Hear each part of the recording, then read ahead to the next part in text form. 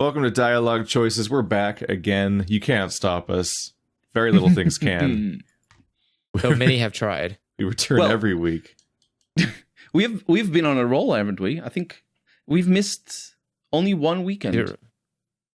I think we missed a week at some point. Because Keith had to go. Yeah, it was just completely somewhere. gone. Mm-hmm.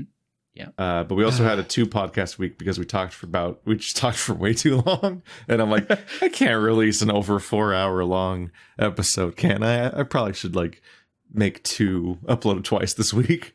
Just all you something. really wanted was to make 2 thumbnails. You were torn between the pig and the Vendetta. I just need more views. That's All the what I'm thumbnails. farming. Because when you got 15,000 videos, every video counts. You still gotta get. Yeah. You still got to maximize your daily input. Otherwise, you might not have 7 videos that day. What are we gonna do? You were releasing 7 videos a day at one point, weren't you? At points, I'm kind of there again, but for silly reasons. Because of the highlights. Yeah, I kind of dug a hole of one. We do Jackbox, then I want to upload each game as an individual episode instead of trying to make them into hour-long episodes, because the pacing for Jackbox just feels energetic and very clickable, and just it's nice when it's just a short little 12-minute video, and you can just meter them out. And clearly they do really well, so that format seems to be correct. So I break everything else I do in multiplayer. I pretty much upload an hour at a time during my quote-unquote weekend of Sunday and Wednesday. But that stuff, the clickability seems to be kind of important to it. It's not part 20 of a co-op RPG or something. It's these nice little things that everyone kind of likes. And so part 20, more like part 230. Takes a while. You have a very special friendship to make them stick around that long in any game. That's a process. I think some people just start watching at episode 130 and then drop off 40 episodes later or something and never come back. I'm always afraid to do a really long playthrough that's not single player, where the people have to be there from episode to episode, because the chances of it finishing are very tenuous. There's so many ways it can go wrong. People even beyond people you have to maintain everybody's interest in that game the entire time and not get stuck with somebody that's just showing up almost out of spite, and they hate it now, but they just don't want to be the person that stops showing up or whatever. But also people just go places in life. Life takes people in different directions, and most of the people surrounding us aren't professional Let's Players. And in fact, I don't think Andrew isn't, and I'm not totally sure where your status is, where that balance. I mean, you have a separate job still. Yes. Yeah. So it's I try to be as professional as possible, basically. Yeah, I just mean where it's your sole income source is doing the YouTube stuff. It's almost nobody in our entire circle actually. In fact, I think I could just say nobody. Nobody in our entire circle that isn't me. Has this as their primary income source, so they're at the whims of wherever life takes them along the way, and so on, and what their job demands, and they now they gotta move, or now they work weekends, or who knows what happens. So if you start 150 episode playthrough with other people online, and especially if it's 4 people, then it's there's such a high risk that someone's just going to vanish eventually, and then it goes like the way of D&D, for example, where it's just well, we had 6 people, and that was the first mistake. It's really hard to keep that thing going forever without anybody vanishing or just falling out, or who knows what. But but hey, on that note though, we did just finish. Andrew and I finished. In fact, I was editing it before this, trying to get it done. I keep procrastinating to the last minute, but we finished Wasteland 3. Very disappointing. All around. Oh, disappointing ending then. Yeah. Or no, was the it game's just disappointing the whole time. Oh. Yeah, I saw Andrew's tweet about just how buggy it was. And there's the bugs, but there's also just it's not. It doesn't really do a great job at being an RPG, in that its choices are pretty sparse and not very impactful. It's even when you do something that seems kind of significant, every single part of the game is completely modular and has almost no impact on any other part of the game for the most part. So it doesn't really feel like you're having a coherent overall place. And on some level, I'm just like, okay, that's, like one of my favorite RPGs is Mass Effect, and that game is pretty modular in that it's a bunch of separate planets that you make choices on. But at least that has the thing where like you land on the planet and you're like, whoa, that's crazy. Like there's like an intro of some kind in each planet that kind of establishes like what's going on this planet that's kind of weird. What's like you land on Pharos, and like everybody's being attacked by some sort of outside force, and people are acting weird, and it's like people have like Fallout style post-apocalypse feeling like survival problems that you need to help them with their machines and things, but also like something really fucky is happening in the background, and and so like that setting informs the decisions and personalities and motivations of all those characters. So each of those characters feels like a larger part of a larger like a smaller part of a larger narrative that all fits together and all builds off of each other. So there's momentum there. And Noveria is also great about that. Like you land and you're like, it's me, Commander Shooty Shoot. I want to go on my shooty mission where I go shoot my way to the place, and they're like, you can't go on your shooty mission because you're stuck with us, the corpse. And you're like, no.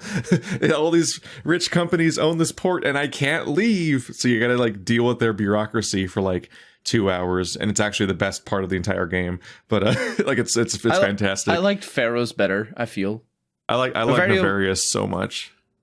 Noveria is interesting, but I think on the second playthrough, like I knew already what it was gonna. I think it works better on the first playthrough. So on the second playthrough, you need to hang on to that sort of. It is also nice that there's just different outcomes too, though. It's not like you don't just do the thing. Like there's several ways to solve your problem of getting to the real planet, so you can get to the reason that Shepard landed there. But like each thing builds off of some sort of coherent spine of a narrative and everything, and like that's how it should work. And I feel, and like this is shaky because I played it a long time ago now. Let's see, sort by most popular. Wasteland 2, 5 years ago. I played it 5 years ago, so I don't remember it that well. But I feel like each location in Wasteland 2 had a really clear, like, here's the local problem, and here's these two gangs that are probably mad at each other, and here's the motivations of each, and like the theming and personality of each one. And you're gonna meet like 5 NPCs in each group, and maybe do a quest or 2 for each of them, and then you got to make a big climactic choice of like who's gonna ultimately have the power here, and something like that is gonna happen. In this one, it's like you go to the Warrens, and they're like, I mean, not the Warrens. You go to the Bazaar, which is above the Warrens, and Fat Vlad is like, "Yo, someone's throwing exploding pigs at us." Yeah. And then every other quest in the Warrens that you can do, I mean, in the not the Warrens, in the Bazaar, has nothing to do with that. Yeah. And almost none of them even teach you anything about like the Beast People, which seemed neat. Like they're like horror themed monster mask people. It's like, what's your deal? Why are you guys like this? And how does this inform your daily life? And it's like, nah, this guy runs an arcade. This guy wants noodles. And it's like, what? None of these things are connected. It's just random quests. And every piece of content in the game is like, here's a 15-minute quest where you talk for like 2 minutes, then you fight for like the other 15 minutes because the game is mostly combat, and then you just turn it in like an MMO quest. And half the time, there's not even, the only choice is whether you do the quest at all. Which there's a lot of slave drivers that kept coming to us and giving us a quest, and then we shot them in the face after the dialogue was over. They would not stop showing up, and they had this like really cocky attitude unjustifiably. Like they would show up and like, what are you gonna do about it, Rangers? You need us. It's like, no, we don't. And we just blew their brains out, and they were like, wait a second. Like I think I got my first instance of somebody like that in my episode 51, I think. Yeah. My problem with I think it's very well spotted. I feel that you're saying that like there's no cohesive theming. It's like playing to each Mass Effect location. Andromeda. Like it's just a bunch. It's like the game's really long. Played it's other like, RPGs. It's like, why is it long? It's like because I've played other RPGs that have the same problem. Up piecemeal quests. Yeah, I've played other RPGs that have the same problem. It's just, I don't know why it happened to Wasteland 3, to be honest. But honestly, I didn't spot it as easily as I think I would. Because you're saying it, and I'm like, that makes sense, actually. Well, I tried to think about, like, why am I so uninvested in this game?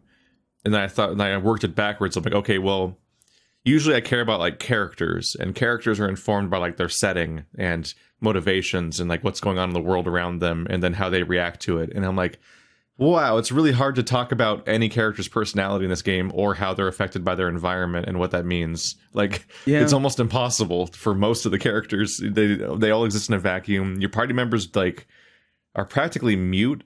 Like, they'll complain once every like 3 hours about something, but like you don't have your like BioWare like almost like masturbatory like here's your 10 hours of dialogue with Garrus or whatever. But like it's like these really one note characters. They're like, here's their starting allegiance. They'll eventually you'll find out that there's like a quest that they're kind of tied to, and that might kind of inform something with them.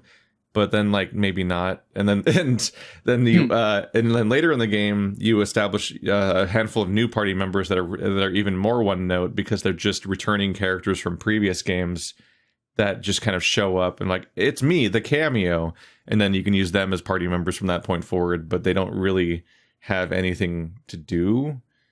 But it's mostly just so you can have more options for characters, I suppose. But it's just things are rough.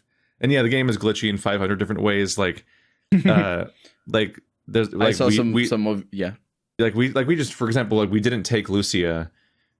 Like there was a big climactic moment that's tied to Lucia's story and like her motivations and whatnot, and like she refers to the events of that as like a thing that changed her mind about something, and like it's a big deal for her character in like and how her ending turns out, and she wasn't there. She wasn't there. Yeah. We didn't bring her because we removed her from the party, so she never spoke to that character. But she refers to a conversation with that character anyway, and I'm like, that didn't happen. What? I'm obviously trying to be vague, because I know you haven't finished the game, so I'm like using really abstract phrasing here to not say specific things. But yeah, it's weird. It's like we were definitely at the like we specifically. We're like, okay, we're going to keep you here. We're going to go do our own thing. We come back. We're like, oh, boy. Well, this person wasn't here for that conversation, so they probably are going to, we probably should have brought them along. And then they're like, yeah, I already did I talked with the thing. And I was like, it's like, no, you didn't. What? No, you weren't there. How the heck? Who told you? We just got back. Like, yeah. And then obviously there are like the game-breaking bugs, like, we finished the entire starting town, and then it just reset all of our progress, but not all of our progress. It just deleted all of our every NPC reset as if we never met them before, but we kept our progress. And in some cases, we could do quests 2 or 3 times. Wow! It also didn't account for the fact that we made a pretty crucial choice regarding the person that they were referencing this conversation they had. Yeah. And I don't think we made a choice they would have liked. And they acted they acted like they were best buds with us now, basically, when they should have been betrayed. Like, it was really bad. Yeah, it was really bad. Like Austin Peace, I think, is the guy that's about to be killed on the stockades at the beginning of the first town. I remember him, I'm pretty sure I've rescued him 3 times now. Like, I just clicked like, oh, he's here again. I just clicked at the dialogue and rescue him again. Like, I half expected to find 3 copies of him in town that'll help us whenever the HQ is at risk or something. Yeah, he shows up later, I think, in the HQ. I don't remember. Yeah, he does show up in the HQ, everyone that you recruit shows up at the HQ, and then, like they can take part in any battles that happen there, which can both be major story moments or just like, hey, these slavers tried to hire us and we shot them in the face, but we're at Ranger HQ, so now everyone's going to shoot them. There's some great moments. Which was... I think for me, the biggest gripe I have right now with the game is that I think it's trying to go for like a very gritty, very sort of dark world. But at the same time, like it's sort of ambivalent on that. So it's very goofy in some aspects and very cartoonish. Sacramento, California. Yeah. And Sacramento, California.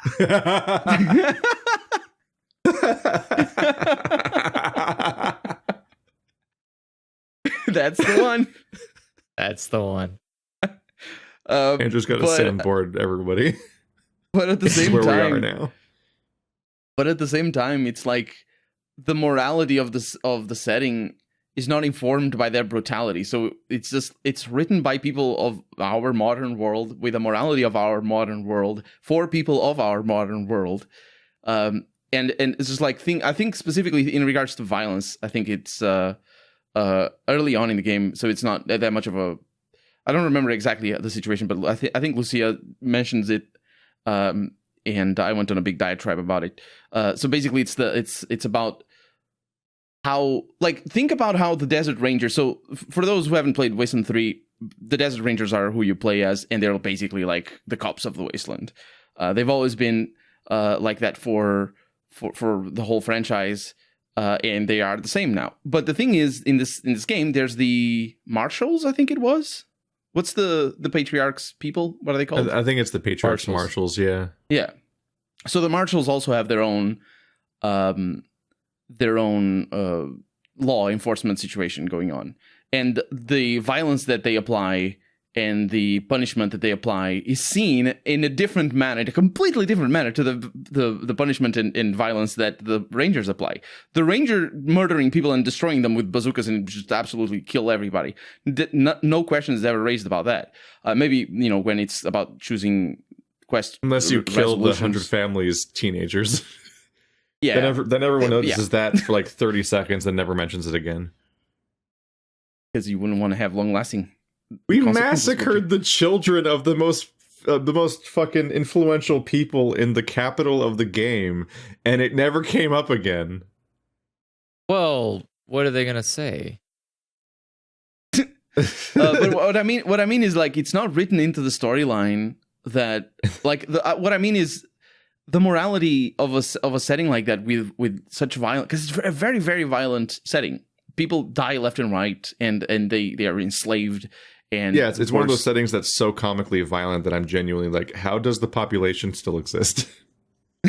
How are these deaths not faster than the births?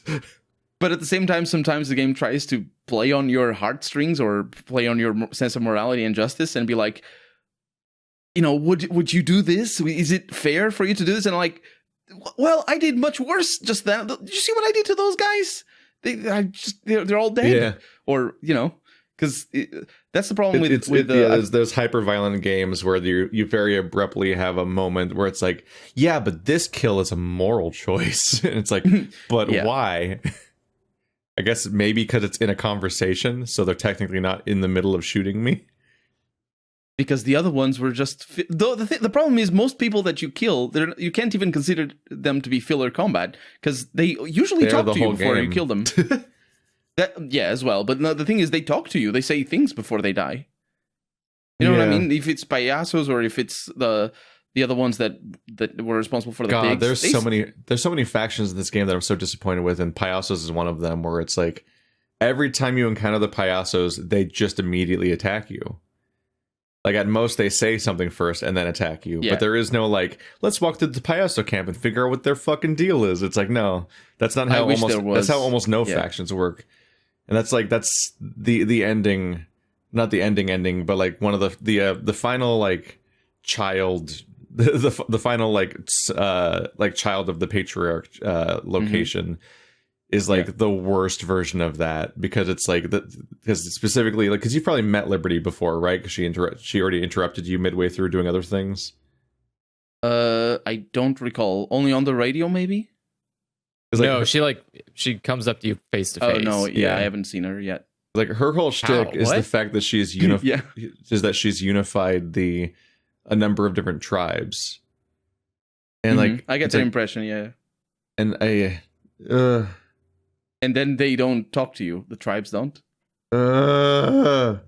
I know this is like technically giving stuff away about the future, but it's like, it's not plot spoilers. It's not because there's no plot. It's just the fact that they didn't bother doing anything.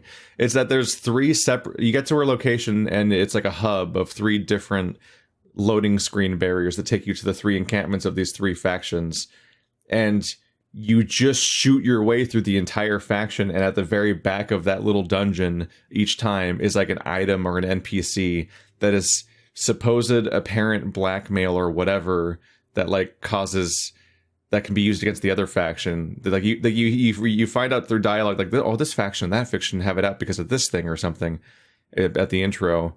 And you find out all these things via the same NPC. Like, you just talk to one person, they teach you the secret of how to defeat every faction. But then defeating them, each faction is mechanically identical, because you just fight every single member of that faction that's on the map, with the apparent, not very well communicated suggestion that there's more of them somewhere else, I guess, that you aren't fighting through, because it really feels like you just killed everybody. And so you get the one item Yeah. that magically, perfectly will like defeat that faction apparently, and like cause them to fight somebody else or something. And then when you go back through the loading screen into the main hub again, you see like a tiny cutscene of like 3 people fighting 3 people for a second, and you're like, wow, we did it, we beat them. It's like, what? You don't there's no clever ploys. You can't like learn a bunch of special things about them and then like use that information against the other one, and like there's no dialogue victory. Like there's basically not dialogue at all. Like it's like they set up one of the most interesting sounding locations in the entire game, and then just don't. That just feels unfinished. You just really. fight them all, but then there's like 30 seconds of pretending you played them against each other, and I'm like, what? What is this game is a disaster. It's such a disaster. I look forward to seeing that. Oh boy. They just continually and like the whole reason I brought Andrew along was because I thought it was going to be an interesting multiplayer game. Like I was like, oh yeah, I played Divinity Original Sin 1 and 2, and I played them in multiplayer. And specifically my biggest regret during those playthroughs was that because there was other Let's Players involved and so on, I was trying to make a situation where everybody has the best viewing experience. So I tried to make it so that we all would talk to every NPC together and do every quest together. And essentially we'd get to like debate and argue maybe about like what choices to make and so on, but like we would make them as a group, because like if conversations happen off camera that other people don't see, then like the viewers of that particular Let's Player just don't get to see that part of the game. Don't get to see that, yeah. And so everyone could be getting this awkward piecemeal thing of the game, which like if it's designed that way can be interesting. Like when we did Man of Medan, like that was supposed to be 2 separate points of view that communicate different information, and for the full experience you watch both sides as separate videos or at the same time or whatever. But like in a game like Divinity, it's like, I don't know, any of the random 4 people could talk to any NPC at any moment. And like, how do you do comms? Because it's 4 separate people. And like, if you're reading dialogue out loud to your audience of a quest you're doing, that's horrible comms if you have it on Discord, because you're like, everyone else is stuck hearing half of your conversation with no context. So like, you'd have to be muting yourself all the time. But then like, how do you handle muting? Because then it's like, if people just mute themselves when they're talking to their audience, but unmute themselves whenever they feel like, then anyone could randomly be butting in to talk over the dialogue you're currently recording on your end of things. So like, it's definitely difficult. Yeah. But so I definitely skipped all that by just doing the easy but very awkward method of everyone group up together and do this dialogue together each time, so everyone gets the full experience and everyone's audience gets a good viewing experience and so on. But then it's like Wasteland 3, I'm like, okay, I want to try to be ambitious this time, because this game promises this idea that you can split up and you can make choices separately from each other in the Wasteland, and that like you like one of you can make a deal with this faction and the other side could like contradict and renege on that deal without knowing that they're doing it. And oh my god. And like, little did you know you were going to make the same quest 3 times. And yeah, like the game suggests on multiple levels a game that they never made. And like, yeah, I had this big giant like ranting post that I typed up at one point that never really posted, like I got slightly different information and got kind of unsure about it. But specifically, like I noticed a wording change between the like original reveal of the game like 2 or 3 years ago, and then the press release stuff that they were putting out like right before it was coming out. Because like originally it was incredibly ambitious, and it definitely sounded like not only could you completely separate from your partner and behave like a separate roaming faction, but also like you could even play the game asynchronously. Like you could play the game at different times and log into the same file and like affect the world while the other one's gone. And so like in my head I had this really cool idea of Wasteland 3 where like in Wasteland 2 one of the most memorable points is that you the first thing that happens when you leave the starting area is you can either go to Ag Center or High Pool. And if you go to one or the other, time proceeds forward, and so you then fail to do the quest that was happening in the other location, but you have to go there anyway as a mandatory quest. So when you arrive, like the aftermath of you having not been there for the story of that region has already happened, and I'm like, oh crap, Wasteland 3 could be like, like fucking Andrew goes to like Hoover Dam or whatever and fucks up the clown boys, and like what kind of weird massacre did he do, or what kind of choices did he make? And I would like be walking through the wreckage of his past behaviors, and like that could have been such a cool fucking game. But yeah, they didn't do that at all. No, you can only have one vehicle in the world. Yeah, you can only have one vehicle, but even worse, you can't even be on separate locations ever. Like in Divinity Original Sin, you could be anywhere within the same act at the same time, which was in that game's case, like Act 1 is like the first half of the game practically. You could just free roam completely separately, 4 people playing separately. Hours, it's so fucking cool. To add insult to injury, because I saw your first and second episode, I think. I definitely saw your first episode where you talked specifically about this and came to the realization that the game is not what you thought it was going to be. Yeah. And in fact, like I started hearing you talk about the game in the beginning of the first episode, and I was like, I really didn't think the game was going to be like that. Because I didn't actually follow the development as closely as you did, even though I didn't even follow it closely. I just saw the announcement originally, like 3 years ago, and I'm like, oh, that sounds cool. Like, it's been cooking in the back of my brain for years. Like, how am I going to handle that playthrough? Am I just going to be lazy and play it alone, or am I going to like be ambitious and do like the hard thing of making an interesting, like parallel multiplayer storyline playthrough and then editing it all together? And and then what they did is in Wasteland 3 you still have that option of going to one place or the other. I believe. Oh, that's trash. Yeah, that's so bad because it's so bad. They can't in even. The first game, this game is so bad it can't even effectively recreate what it did well last time. What it did in the And Wasteland 2 was so flawed, but this one can't even recreate those highs. In Wasteland 2, you go to Act Center and you have this huge quest line of like 5 hours easily, then just like this big quest line, and it's like a whole location. And then you go to the other location, and yeah, sure enough, a lot of people are dead, but there's still a lot of quests. Yep, I went to High Pool, so Act Center was fucked. There's still, the thing is, like, you don't lose out on a lot of content on the like you just get a different style of content. It's a lot more desolate because people. It's this really cool idea that like, hey, if I went to Pharos before Novaria, what if Novaria was different because I went to Pharos first in Mass Effect? Like that's such a cool idea. They disappointingly only do it for one part of Wasteland 2, but in this game they do it even less. But they still reference it. You go there and it's just like you go to the place you want to go. It's a tiny place, all things considered. But then you go to the other, it's and exactly nobody's the size of a normal random encounter. I didn't get any random encounters yet. You've never had a single random encounter? No, I went to the bazaar and then back. How are and you now 50 episodes? How do you? I'm confused by how long your playthroughs get. I milk my RPGs. Okay. Holy crap. Just every time whenever you're driving around in the game, you can get interrupted by dialogue that's like, it's a roaming pack of blah blah blahs. And then you can use your survival skill to skip the random encounter if it's high enough. Oh, that's cool. Or you do I haven't other gotten that yet. Chancy things, or you have to fight them. I don't know how. Aren't you like 50 episodes? I do feel like they were weirdly backloaded. Like they didn't show up very much at the beginning, and then got weirdly more common. And that's strange for random encounters. I've only just arrived back home from the bazaar, so I went to the bazaar. And then came back to the HQ, and now I'm dealing with like a prisoner situation that you might know, and that's where I'm at dealing with frogs. It's basically how like when you go to those two locations in this quest that were like once upon a time Ag Center and High Pool were these two like entirely full size locations that also had an alternate version that happened if you went there second. This time.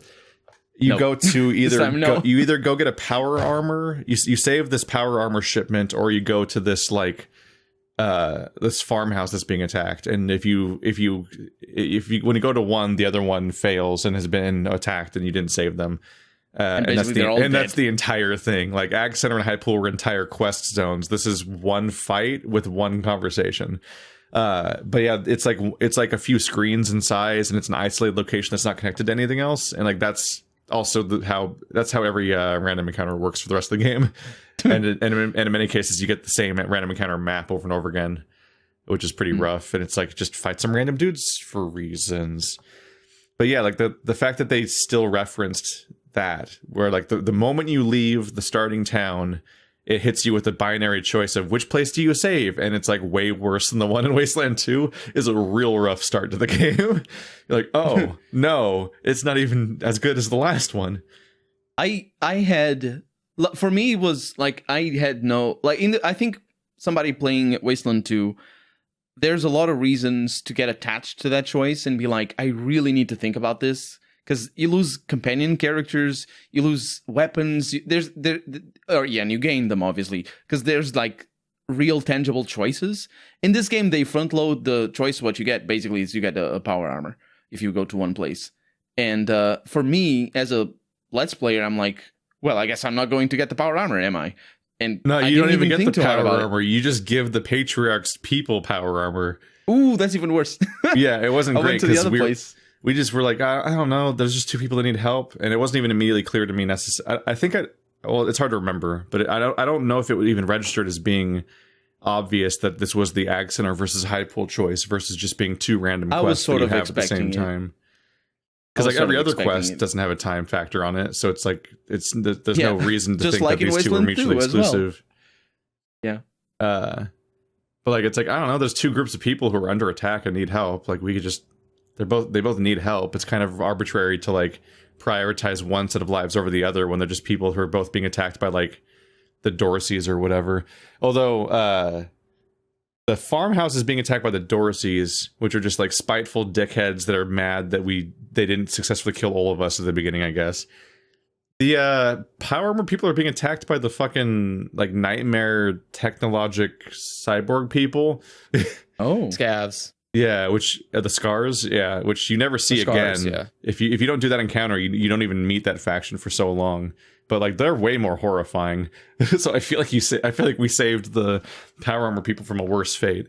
But the consequence is that the Patriarch's people have power armor, which is a choice that you can certainly make when you're going to spend the rest of the game defying the Patriarch's wishes, and like we did.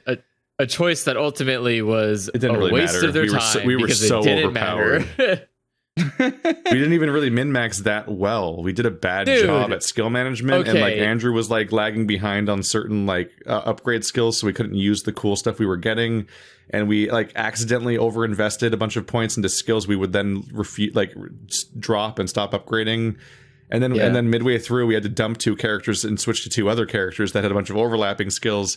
And still, we're just like one-shotting everything, but only with half our characters. The other ones are trash because like the balancing in the game is bizarre. I'm having a little bit of trouble actually. I'm like the difficulty is. I've got two words for you, Colonel. Animal handling. I have zero animal handling. Give everyone animal handling, and you have 12 party members. Oh yeah, because they get like and every animal has like 3,000 health. Even the rabbits. They're so powerful. That's true. They're so strong. Every animal is way more powerful than any of your people. Do you have Major Tomcat? You can literally like we did. We had him through the whole game. Do you have Polly? Did you get Polly? Oh yeah. He died like midway. Yeah, because he's so powerful early game. It feels broken. Polly died pretty quickly. Major Tomcat died really late in the game. But yeah, by the end, we just said fuck it, and we gave six of us. Yeah, we gave six of us animal handling, so we just had six different animals. You can't have the same animal twice. But that meant that we had a 12-person party. So like we would go in and we try to attack, and like the high difficulty and the fact that armor basically doesn't do anything meant that like even our biggest tanks were getting a one shot by snipers and all this nonsense is happening. But then we just like wait as like an army of animals comes rushing in, which Andrew like encouraged with his leadership skill to have like more AP. Yeah. And so like they would go in and they would seriously attack like 5 times per animal and just mow down entire boss fights. And it's like this game isn't balanced at all. Yeah. I feel that meanwhile, big guns is trash. It's the worst weapon type in the game. Like I gave Scotchmo maximum big guns, and he never hits, and also when he hits, he does trash damage. And it's like, no, just get a dog. It doesn't have a lot of penetration. The dog will do more. Just get a dog. What do you want a machine gun for? And if they die, you just get more. It's not that hard. Like it's kind of sad, but also it's very easy to get more animals. Where'd you get the dogs though? There's dogs at Ranger HQ. Oh. There by the way, is a I can fox, ask a you. dog, a chicken, and a Ranger and HQ cat has at the cats Ranger roaming HQ the entire alone. building, and then if you go out the front door to the left past the chicken coop, there's just a bunch of dogs hanging out. I remember those dogs. There's a fox that keeps running away that I think you might be able to catch if you have like stealth or something. I only ever found one fox that I could catch. It was like in the middle of nowhere. There was like this place, but every there's other like fox runs away. there's a buck. I mean, there's a doe and a stag. There's a pig. There's a rabbit. There's a fox. I can ask you then. There's just what so are many. the cyborg chickens? I don't know. Okay. Why are there? What did you ask? We got Sorry? a bunch of cyborg chickens, and we put them in the coop. Oh, and they're just friendly. That you just Yeah. If you have animal handling, go get the cyborg chicken and bring it back to your base. And the more that you build or bring back, the better they build their coop back.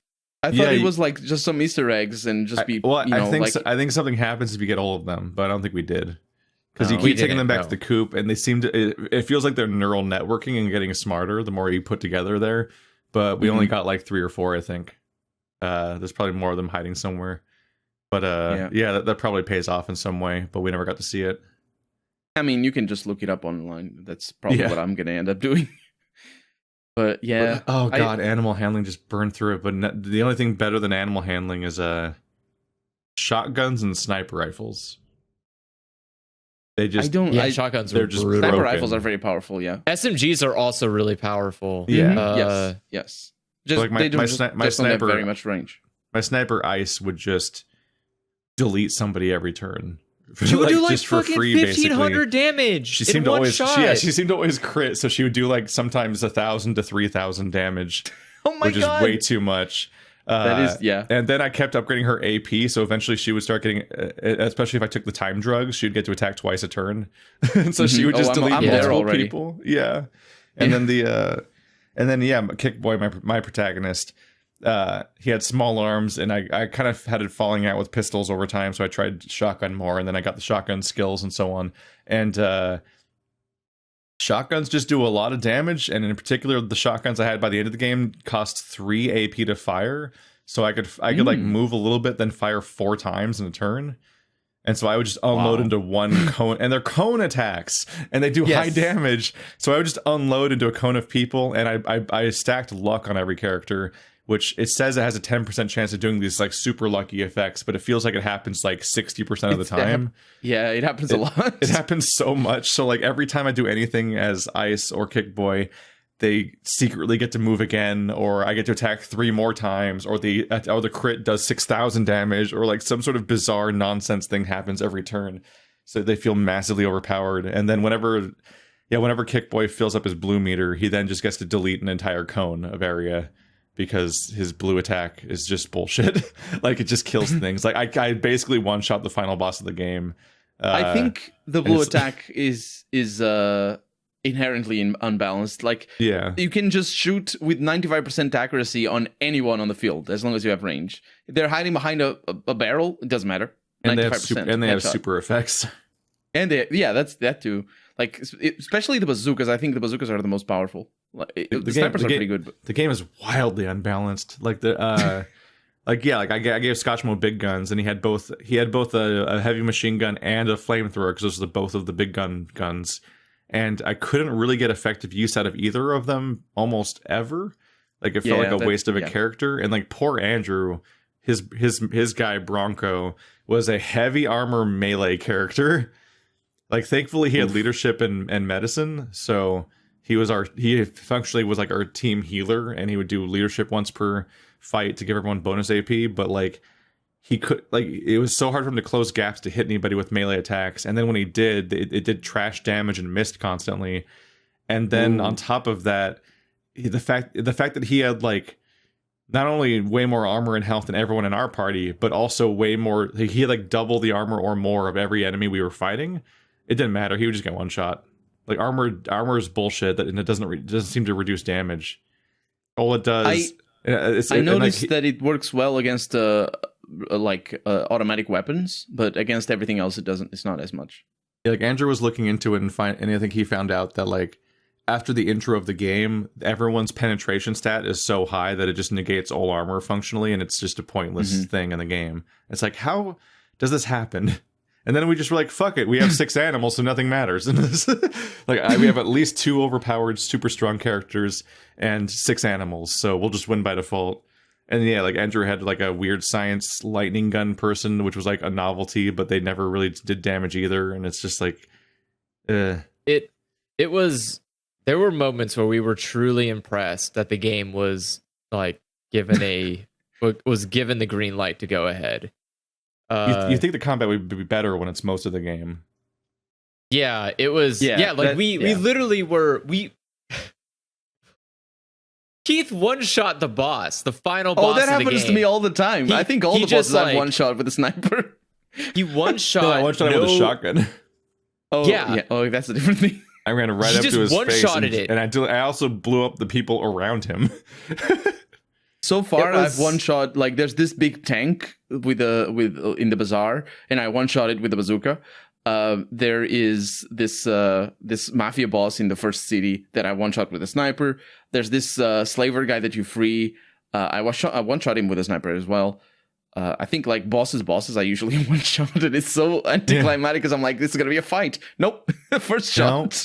Yeah, it's hilarious. I think the only saving grace of the combat was whenever the car was allowed, because we had the stupid Reagan gun, which was great. and so the Reagan gun, you won't find that one for a while.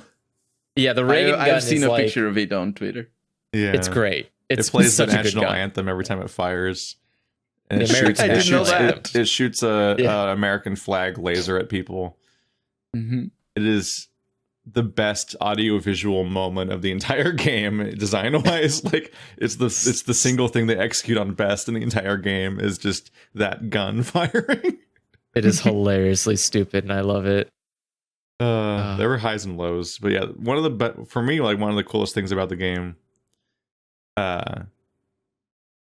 Is on some level that's kind of like one of my issues I have with like Mass Effect and a bunch of other games sometimes is that there's this leadership. There's the false moral dilemma of like the leader, where you go fight through an encampment of like 100 dudes and just murder them all. Like you killed all those human beings or other non-humans. Like they're sentient creatures with lives and histories, and they're like 30 years old probably or something, and like they've been around for a while and they have connections to people, and they're all dead because they were between you and your goal. Then you get to your guy at the end, and it's like a moral choice. So like, oh man, do I spare him or do I kill him? And it's like, why is this guy so fucking special? He's the reason I killed all those people. Why is it not an automatic that I'm gonna kill him too?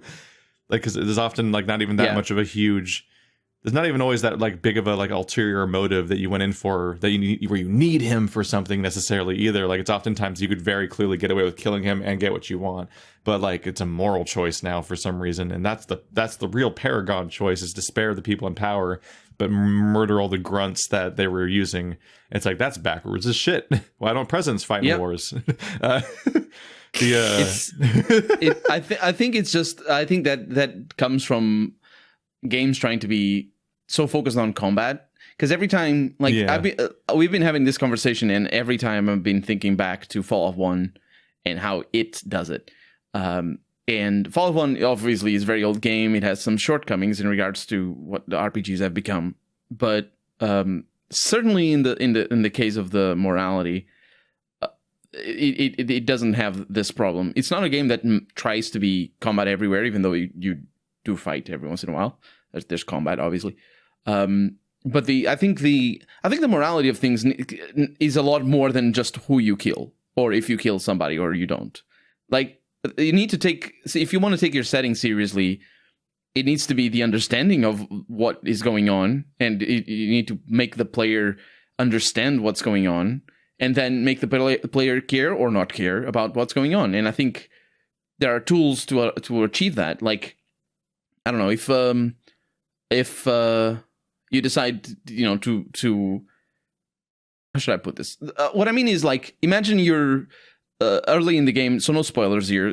Just if you're listening and you haven't seen anything about Wasteland 3, I'm not going to spoil anything. But the point is, earlier in the game, you find the patriarch. And imagine you have a choice, and the game rewards you for this choice if you want to do it. Imagine you have a choice to just sort of rebel against the patriarch and just go in your own way and set your base up somewhere else and just like that.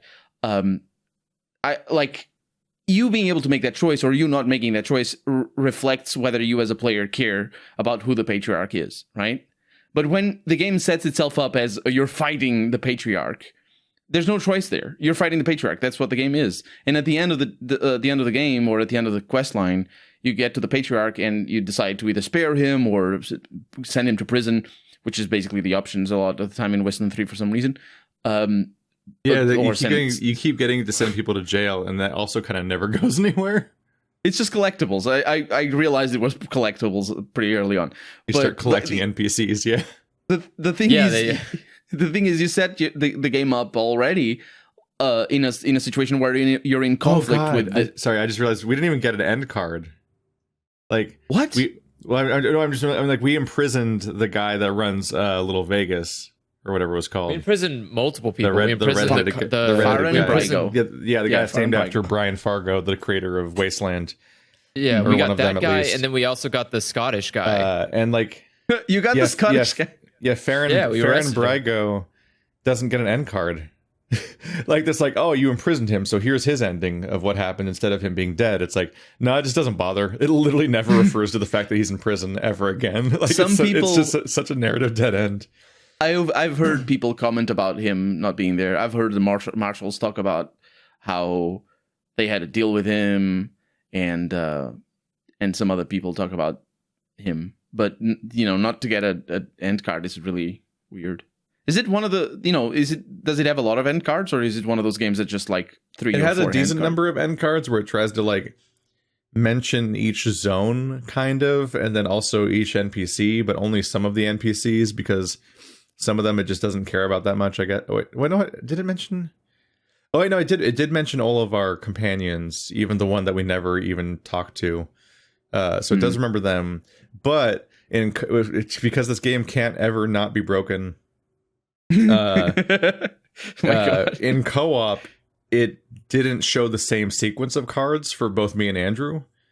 Oh, you couldn't comment on it then. So they started off as the same cards, but then they became different cards later and they split. And then Andrew's cards ran out before mine did, even though they were proceeding at the same rate because they didn't have the same number of cards for both of us because they fucked up and lost track of them and sent like some of them to him and some of them to me. Oh no. He finished his cards and then it kicked him out of the game and started rolling the credits. So it ends the multiplayer session, which then brings up a disconnected message for me, which then stops me from watching the rest of my cards, which then oh no, so that I then can't get back to without. I had to go back and load the game in single player and redo the entire final boss fight, which admittedly I could just go one shot again, and then re-record the entire ending with all the cards because it couldn't even end right. And then the entire time that the credits are rolling, it says Colorado Springs in the middle of the screen because the bug where it shows the location on the screen all the time just also happens during the credits. God. And then when Andrew and I got to the title screen after the credits, it still said Colorado Springs still there. on the screen. It's like floating behind the icicles and the scorpion, like a serial killer. And I'm like, what the fuck is happening? You will never leave Colorado Springs. Game was not ready. Lovely it was place. Not ready to be out. Yeah, In Exile, like a solid year of development still, I think, just to fix the bugs, and then it'll still be a bad game. It's so interesting now that I think about it. In Exile has released In Exile, obviously being the company that made the game. I feel like they're gonna apologize. No, they released a director's cut. It'll be like when Trine 3 came out, and they're like, "We're sorry, guys. We really fucked this up." The thing is, they released a director's cut for Wasteland 2. They released a director's cut for Bard's Tale 4 as well. They didn't release a director's cut for Torment Tides of Numenera. And honestly, I felt that that's their strongest game. I hope, because I'm probably playing it at some point. I really liked it, but it's it's very different as well in terms of like it only has like 5 or 10 combat situations, so. And it's like a 80-hour game, so most of the time you're just reading things and making choices. So it's a different game altogether. But yeah, they're probably going to release a director's cut for Wasteland 3. A director's cut. The lesson is just Isn't- never buy any of their games when they're new, which is unfortunate because they're like financially that dependent is- on you buying their games when they're new. I But they don't recommend finish that- their games. Yeah, I agree with that, honestly. I've heard bad things about Wasteland 2 also, but I played the director's cut, which I think the fact that I went back and played the director's cut version is probably why it's my most popular video on my entire channel, is because I played it because everyone who played the first version is probably not going to come back and replay the same game, but slightly different. So it's like, all the views are mine, which is good when you have like 5,000 subscribers or whatever back then. Andrew, you were going to say something? I don't think a director's cut is good enough.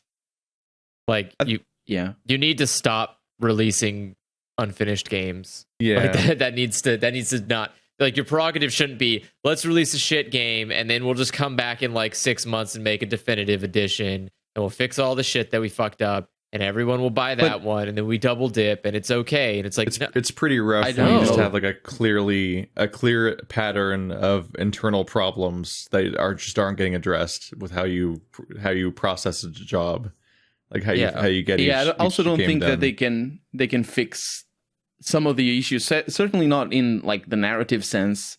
I mean, you can rebalance the game, you can fix bugs and quest break. Oh yeah, the director's cut of this game will not make it good.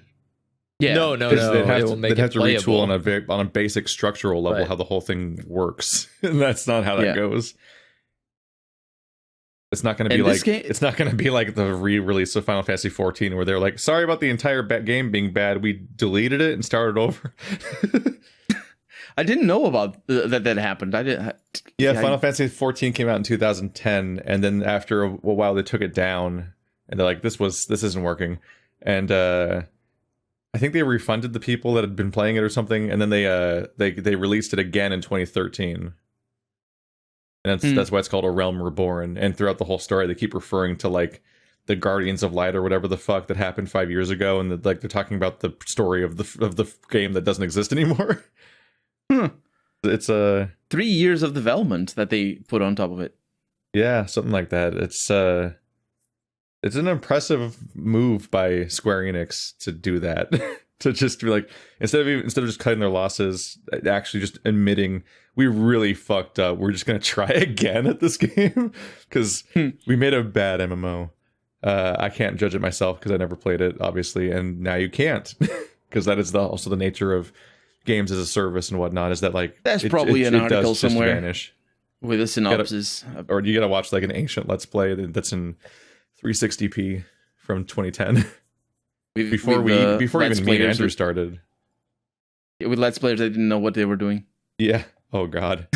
It's probably just a bunch of just footage. Like, just footage. No talking. Yeah. Yeah. Preed was going through and he had like a private server of the original build up. Oh, and he was just running there through. Would be private servers, wouldn't there? Yeah, and so he was like showing off like what the map used to look like, and man, there was like, it just needed to be purged. There were some parts where you're like, what the fuck did you do? And they're like, Pre was like, here's the overworld map, and it's like, or one of the caves, and it was like, it looked like an intestine, but you couldn't tell what was a top layer or bottom layer, and you couldn't tell, and so like as you're walking, you're just like continually lost. Like, did I turn right here or was I not supposed to? Because it doesn't tell you where you are on the map either. It just shows you a map, and you're just like, what the fuck is this? It just looks like a bowl of spaghetti.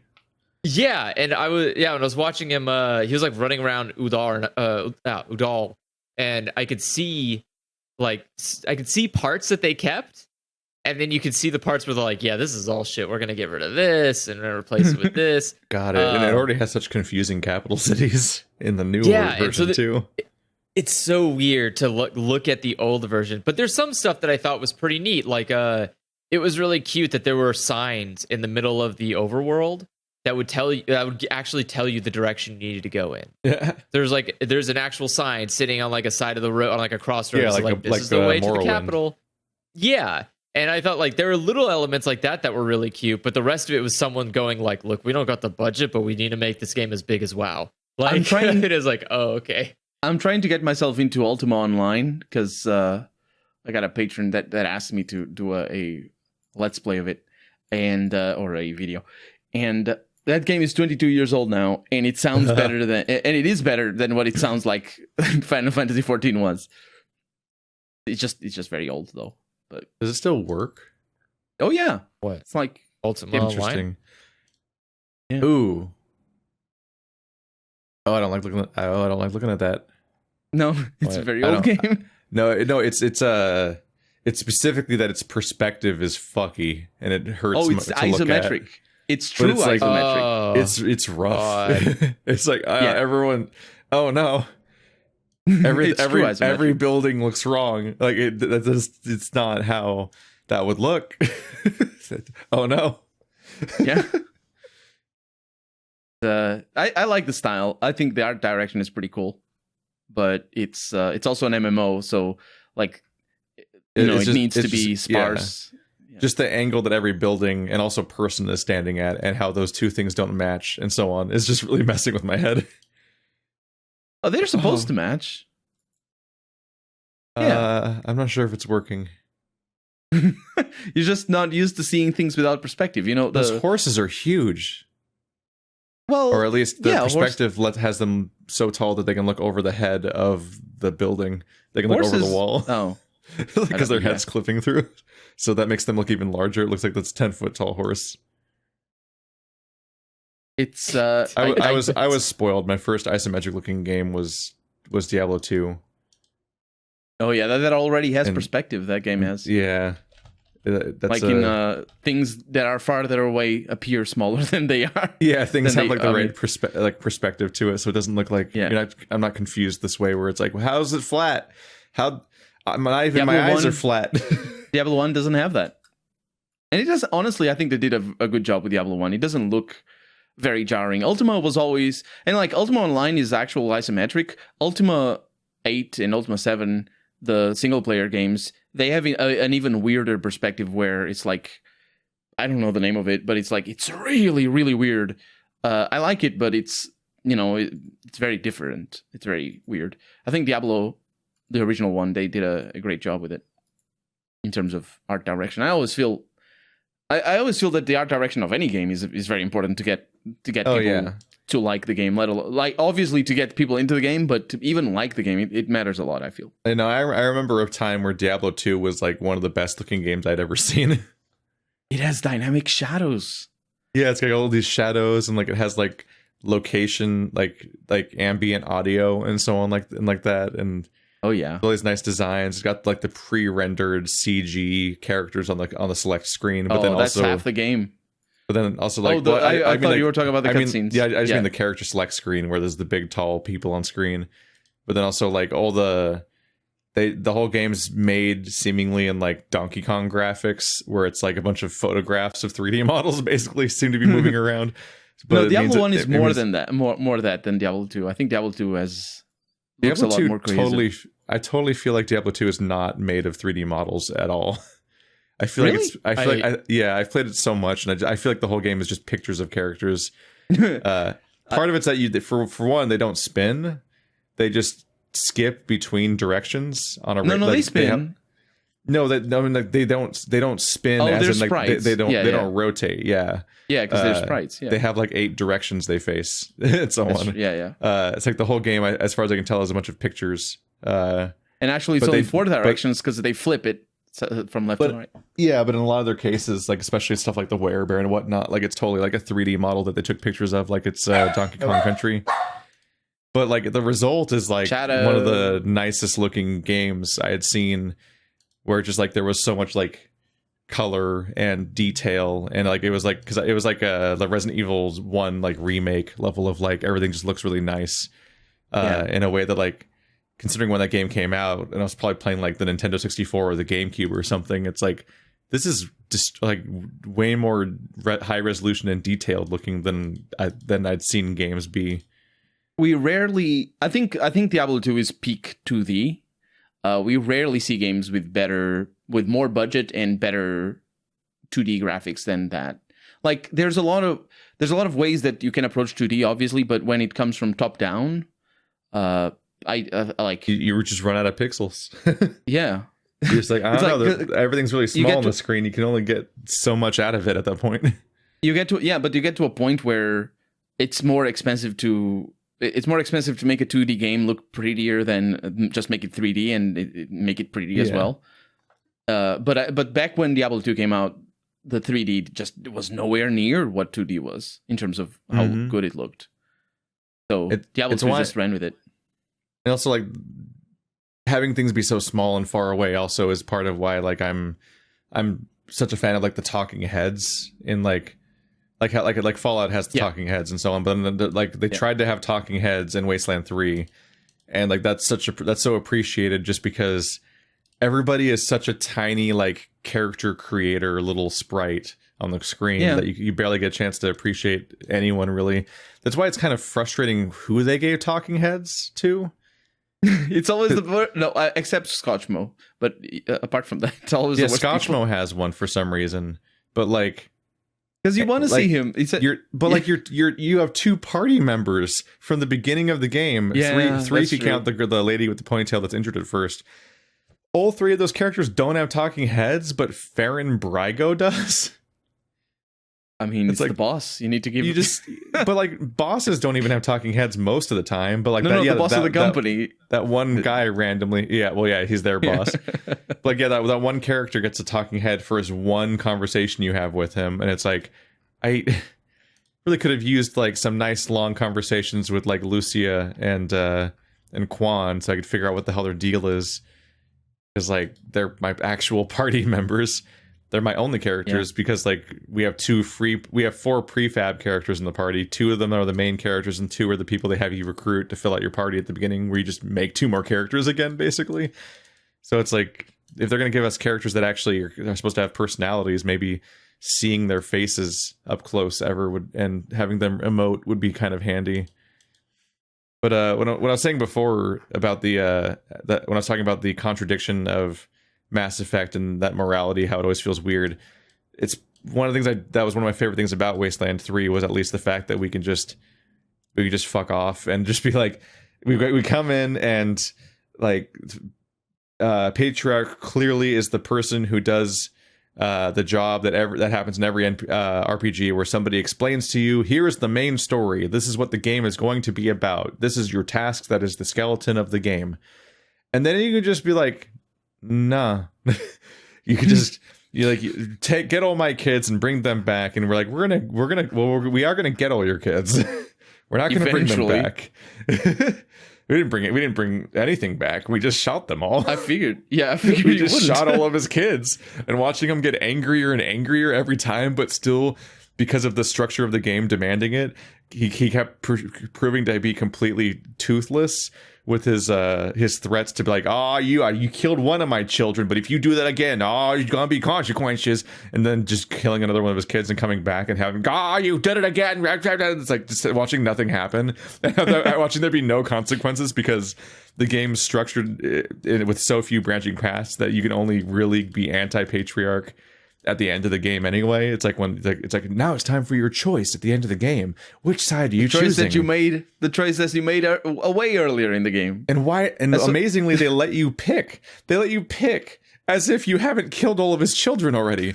Like, how the fuck is that path even open? Like, that can't go well. Like, we obviously knew not to click that one, but like, what the fuck does it even mean to side with the Patriarch after you've killed his entire family against his wishes? Like, it's not like he's gonna help us. Like, what? Yeah. It's like, now that we've killed our only chances with the Patriarch, let's also kill everyone else that's against the Patriarch for some reason. That'll end well. Like, that's what a non-choice. RPGs are such a difficult type of game to make, and I feel the hardest. Developers can be a little bit insular in just the influence that they get for their own games, because like Baldur's Gate 1 and 2, and not just Baldur's Gate 1 and 2, pretty much, not most, but certainly before Mass Effect, all of BioWare's RPGs, basically the reason BioWare is famous, up to the point where they got bought by Microsoft, by Electronic Arts, all of their games don't have any choices. It's always the insular choices where you get a side quest that maybe the daughter ran away, and she ran away because her parents don't treat her well or something, and you have the choice to either send her back or let her go or something like that. That's those sort of like small little choices that don't affect much apart from your own sense of character building.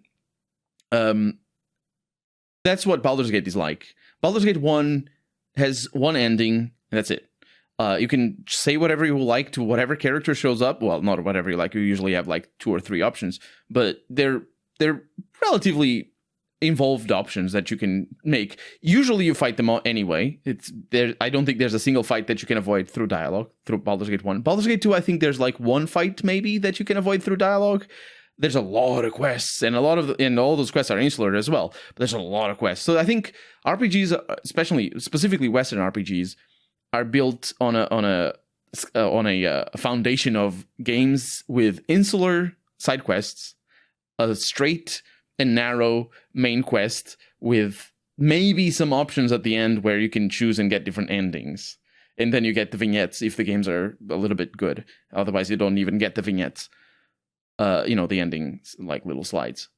So it's like they went through some big changes when they made KOTOR then, huh? Yeah, because KOTOR introduces something completely different, which is the whole planet, and you choosing which planets to go in, and then basically what that does is instead of so it used to be that, especially in Baldur's Gate 2, you get that impression. I think you get that impression the most. Well, actually, I'm not. No, Neverwinter Nights 1 as well does that. So what happens with BioWare games is that they divide them into chapters, and so you can really tell that sort of like straight progression that you can't deviate. You're not going to skip chapters here. You need to get all the story beats, and so Baldur's Gate 2 does that. Although Neverwinter Nights 1 does more of that than Baldur's Gate. And then what they do, obviously, in KOTOR is they have all the planets, and the planets themselves are the chapters.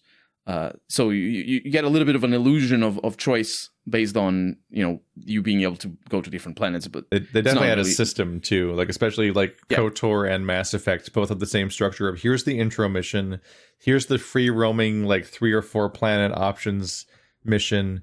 And then here's the outro, like ending climax mission. But also one little twist: when you do every planet but one, you're gonna have a surprise mission where big, impactful, heighten the stakes stuff happens. And then after that, you have to go do the last planet, which happens in both KOTOR with like the Leviathan, I think, and in Mass Effect 3 with Vermeer, or Mass Effect 1 with Vermeer. I think it works really well with Mass Effect and with KOTOR, and Wasteland 3 should have that. Is what I'm saying. Yeah. Maybe Wasteland 3 should have had different... I think Wasteland 3 maybe tries to do that. It just fails on the thematic side of things. And of course, all the problems that you said already of just not delivering. Just building up these... Oh, it's so rough. Wasteland I'm sorry to tell you not this. everyone was given the correct schedule. Because because it feels like so many parts of the game are just not finished and had to be quickly done. There's entire zones where instead of having like any story, it's just a bunch of fighting. Yeah. Whereas this looks like a great place where we could have walked around and done other things. And it's like, yeah, we didn't have time for that. So here's a bunch of enemies. Yeah, and the places that have quests are so strange and inconsistent that they almost feel like the leftover but patchwork of like an unfinished thing. like in one case, there's an entire chapter that where you fight through several screens of nonstop fighting, and all you can do is fight all the way to the end. And then the final screen, like the final map of that chapter, suddenly is kind of a micro quest hub that you can roam around non-linearly, and you're like, what's happening? Why are we doing? What is this? Why is this how this part's structured out of nowhere? And what's really a bummer is weird. That I think the main game only has like 3 quest hubs. There's the opening town, there's the bazaar, and then there's the one that Andrew and I accidentally opt out of by shooting somebody. Because when you get to the machine commune, I'm pretty sure that's like a whole quest hub with a bunch of stuff to do in it, potentially. Although it's pretty small, so not that much. But they all hated us. We shot one character that wasn't even a member of the machine commune, but they all would specifically tell us they had a grudge against us for doing that. And it's so strange because that character themselves in their establishing cutscene kills a member of the machine commune. So it's like, why are you guys so mad that we killed this guy? And the only explanation I can think of is just the fact that like it's just that the entire story of the machine commune must be built around that particular character. So if you kill them, then it breaks the story. And that's kind of a problem if like one of your like features on the tin is you can shoot anybody at any time, which they've insisted on having in Wasteland in 2 and 3, but like they don't have the resources to design around that. So it's like you can shoot anybody, but it just makes the game worse. Like Neverwinter Nights. You just get less story and bad game. That reminds me of the first Neverwinter Nights. There was, like, I think it's chapter 2. There's this quest involving the disappearance of some kids in town. And I figured early on, because it's very obvious, that the person who gives you the quest is actually the one responsible. So I kill them and I break the quest, and it's impossible to finish the quest. Like Morrowind or something. Like when you kill a certain character, and it's like you killed somebody important to the story, and you will never see the ending now. It says on the text in like different text or whatever. And so you have the choice to reload an old save to fix that and so on. But in Wasteland 3, like entire quest hubs can get deleted by you killing a certain character that has nothing to do with them, and they won't warn you about it at the time either. So you just get a worse game from that point on. Did you know that in Morrowind, if you get that screen that says you can choose to proceed with this doomed world or reload a previous save, the game literally tells you that you can reload a previous save because you killed a character that's important to the quest. Yeah, I did. Did you know that I don't remember the exact words, but I did a playthrough. If that happens, there is a way to finish the game that is purposely made for people who get into that situation, and there's like an alternative storyline. Is it like a doomed world ending? No, it's the same ending. It's just that like there's a different character that tells you some things, and you can get basically the same ending. Oh, so that's like they lied to you. Well, they kind of lied to you about it being doomed. You do miss out. You miss out on a lot of stuff, though. Like, because you can finish the game without talking to anybody, because technically the ending is the boss, and you beat the boss, and that's it. But to get to the boss, you don't know. That sounds like a speedrun strat, though. Yeah. But no. What I'm saying is you proceed with the doomed world, and then you find this character, and he'll or I don't know actually who they are. But they'll tell you what you need to do and what's going on, and you're like, oh, okay, I'll do it. So there is, it's like even in its sort of weirdness of a game that tells you to reload, not without, I mean, I think it's better. It's so much better and less weird than the game making them immortal. Making people immortal is just the worst thing, and I don't understand what Bethesda thinks.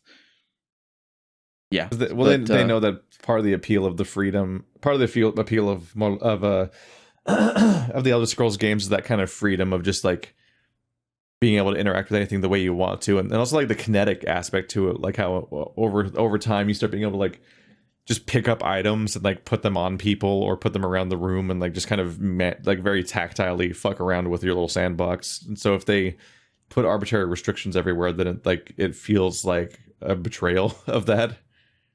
Yeah, I always felt that it was. But the thing is, I think the biggest problem with immortal characters is that not only do they just go way overboard with making every single character on side quests immortal, just is quest relevant for a side quest? He's immortal.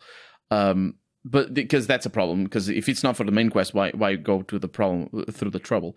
But the other thing is that it allows them to design quests that just aren't possible normally.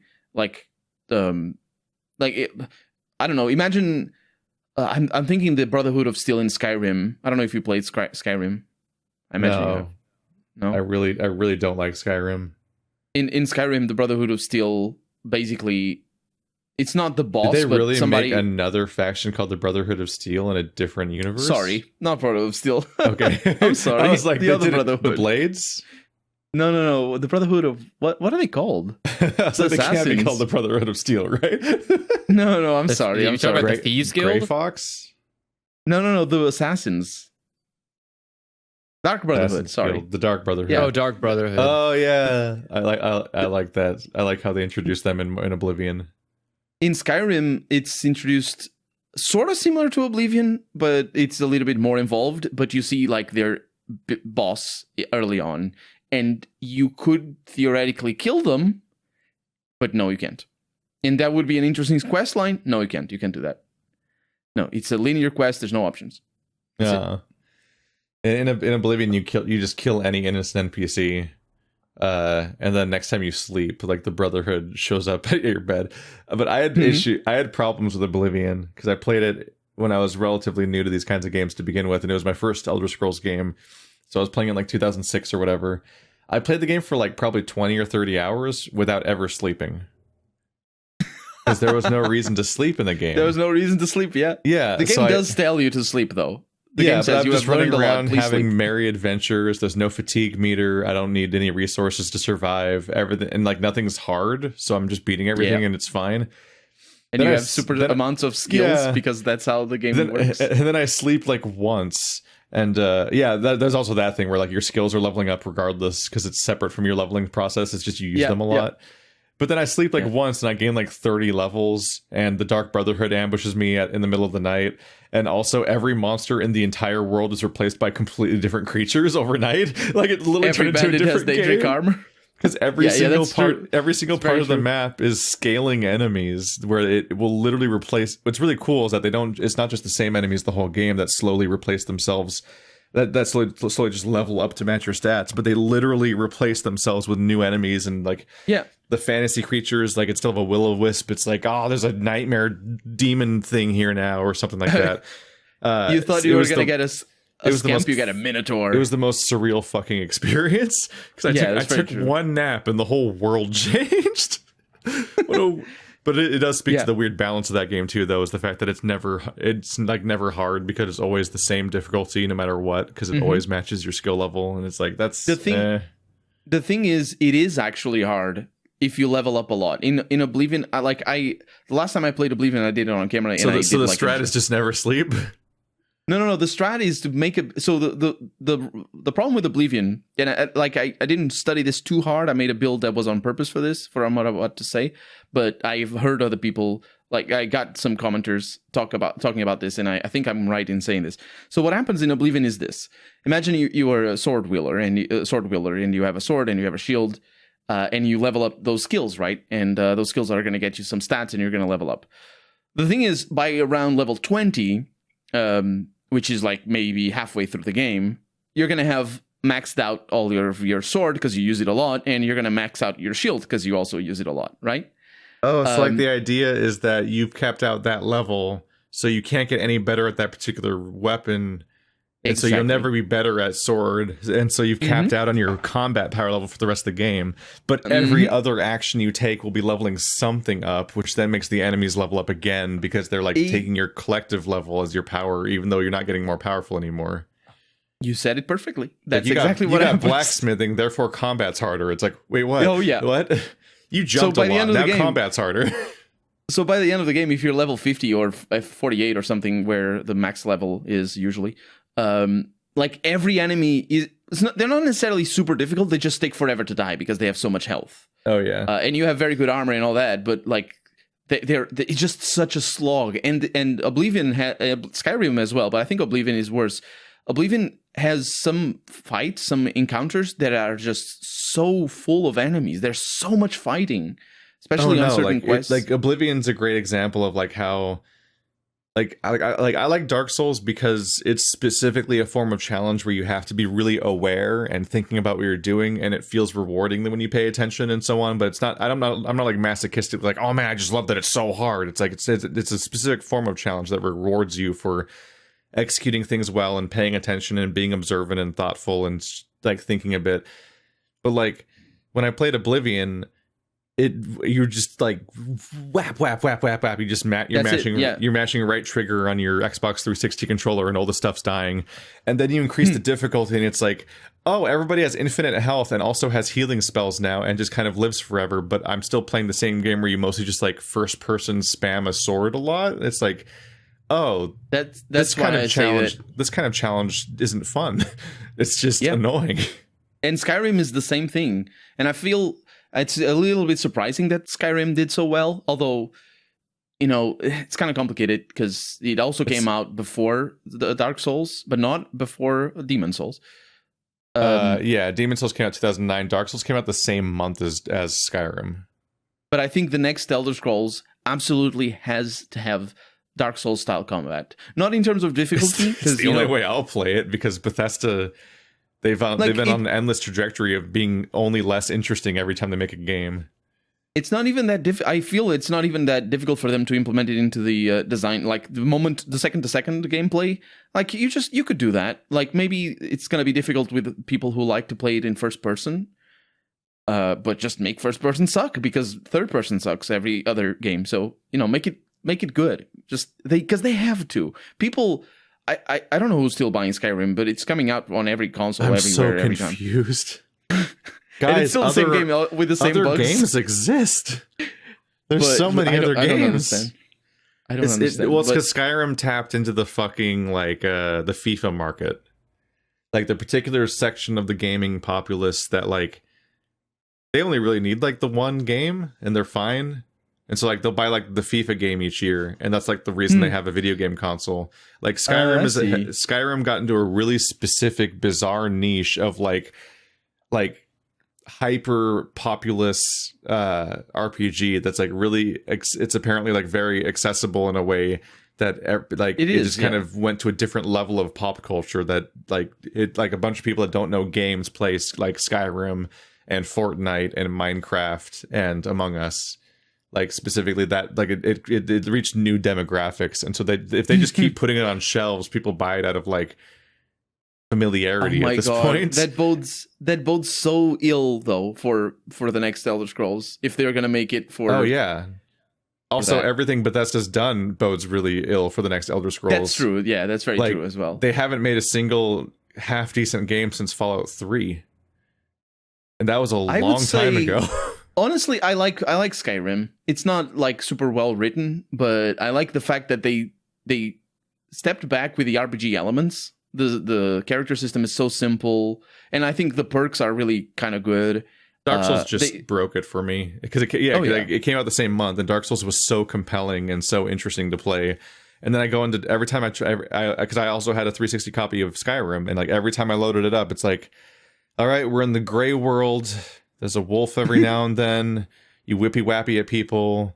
Everyone talks in a weird monotone that like doesn't have the weird, creepy intrigue of a Dark Souls game, but it also doesn't have the compelling character drama of like a BioWare game. So it's just like, and the level design, greetings adventure, also, blah blah blah. Yeah, you go. The level design. I've always felt that it was so lacking it's so boring. You go into a dungeon, it's like it's a cave. It's like a snaky cave. There's no branching paths, and at the end you open a door that takes you back to the beginning of the cave. It's like, oh, I don't have to run back. That's kind of nice. But like they're all that cave. Yeah, that's true. It's like fucking Goldshire in World of Warcraft. It's like the same. It's like I've been doing this before.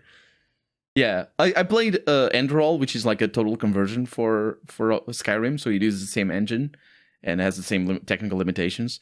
But the level design, it's like an amateur game. I think it's on sale now on Steam, but when I played it, it was free. Yeah, it's been nominated a few times on my Patreon too. It is so good in terms of level design. In terms of a lot of other stuff, it's worse than you'd expect. Maybe it's better still than Bethesda.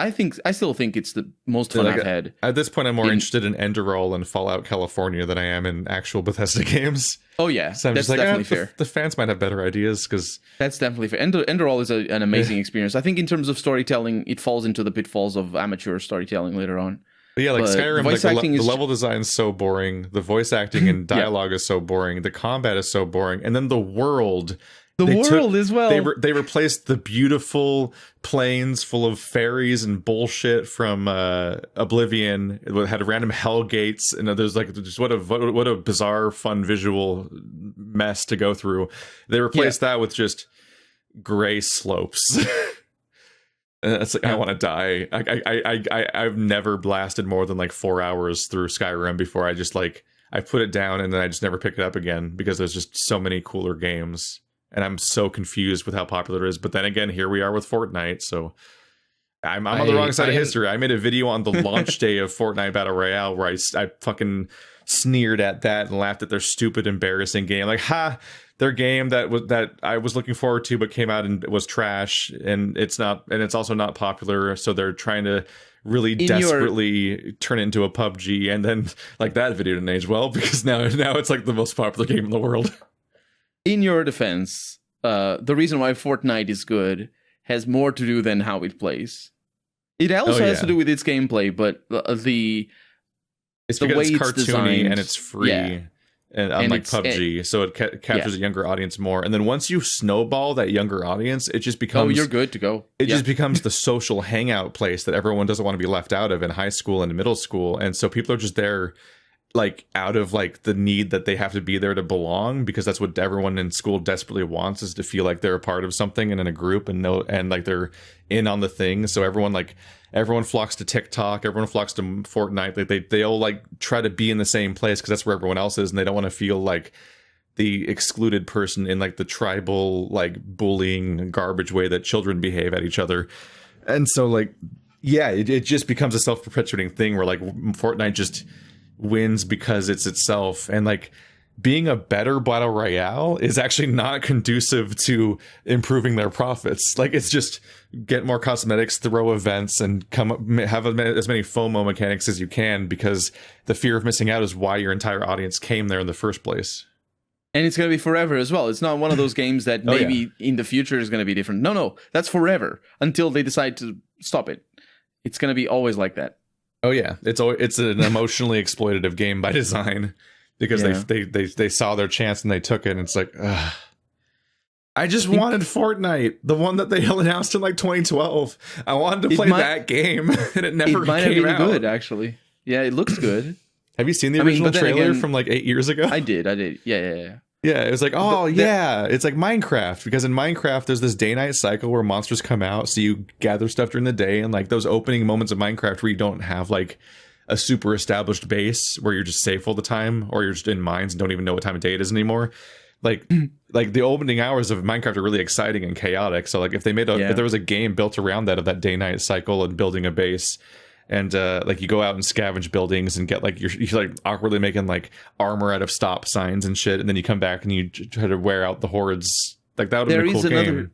There is another game that replicates that opening. The 7 Days to Die, I think. 7 Days to Die. I think it does better than Minecraft, because Minecraft is not as complicated as it seems at first. I mean, and 7 Days to Die is a little bit more complicated, and it gets steadily more complicated. So even if you're a good player, the beginning is still it's just it's a janky game, but that is the thing. It's like part of me just wishes for better on that level. It's like I just wish it didn't look and play like that, though. I'm like, the idea matches, but I'm like, you got to really learn to love that. You got to really learn to love that. I mean, you get past it. I think like you have to get past it as well with Minecraft, because it's like people who see Minecraft for the first time. I loved it. You know what I mean? No, the Did art. you like it from the beginning? The art design of Minecraft's great. I love it. Yeah, it's so much. Yeah, I don't like looking at 7 Days to Die at all. No, I don't like it either. But I also don't like looking at Minecraft too much. I mean, default Minecraft. Once you start building things and just making... Minecraft's beautiful. In fact, it's only the more that they update it and add stuff that slightly contradicts the art style that it looks a little worse each year. I agree with you. They keep kind of like turning away from the original blocky design to have things that have more polygons and more like complicated. Yeah, you can details make it to them. Noisy. If you're going to stick to the design, it can't be as noisy.